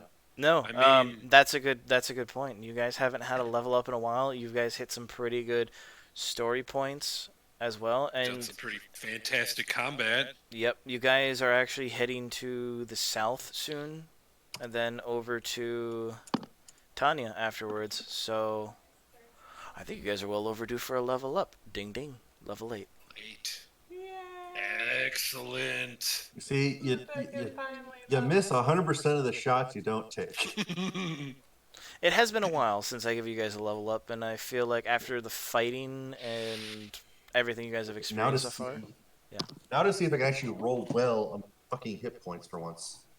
92 hit points. Because every Yes. level, I shit you not, every level up I've gotten the average That's on the die roll. You could have gotten ones. Wait, we're doing roll. It was a choice. Nope, it was a choice. You can go with the average D&D that Beyond D&D or gives roll you, yourself. or I'm you doing D&D Beyond. or you can roll for it like Pat does. I gave options. Mm-hmm. And yeah, so did you guys like tonight? I know there wasn't a lot in the beginning for some people because some of you decided to stay back. But Sorry, I guys. loved it, and I am so sorry to all the rest of Oh. you. I completely agree. Oh my with you, god, I man. fucking rolled max, guys. Jesus Yay. fuck. yeah, I I had didn't. a lot of fun at the beginning, and I'm sorry that you guys didn't come. And for taking. I'm not gonna lie. Everybody did have a chance to come as well and spy on June, but yeah. By the way, Totally had your back, dude. I was gonna say Maria, not Maria. Monica, little jealous. Yeah, No you think? shit. I am a little shocked that didn't go significantly worse. I was expecting that to be a lot worse than Dude. a couple of thrown glasses, but yeah. Yeah, well, it's throwing glasses. No, I'll take it. yeah, dude. Up Just to the point you defended and then you got hurt. Right, and then she stopped. Oh, I was she's about to come down there and It was gonna go bad. yeah. well. Oh no, there are so many ways that could have gone significantly worse than it did. If Matilda had actually drank her drink when she came back, Yeah, I know. That's why I knocked it on the floor. it was a good idea. Well, on the bright side, me staying back with the Nicholas ties into the new ability that I have. Wonderful. I gave you guys a lot of threads and a lot of things I'm looking forward to you guys connecting, like Kata's youngest brother. Right. There's another one. The unnamed. Yep. Here's the real question: do I take the ability score and my dex up one? Take. It's your call, buddy. I know. I'm Your thinking. call. So So I will let you guys know next time. You guys are gonna try and figure out what the fuck happened with the explosion and who done it. We're gonna have a little murder mystery. hopefully not a murder. Oh no! By the way, the attendants are fucking dead. The servants that open the servants that open the chest are fucking dead. Spoilers. Imagine so. Well, they To were. be fair, they did their job. Spoilers. They They did. did do their job. They did. They did their job and they did their job Well, no, they opened and they were point blank in the explosion. Well, come on, why didn't you fucking take? It was the chef. Yes, we're done. Oh, that's why. I put him in charisma, not wisdom. Fuck. There we go, wisdom. Where did my AC go?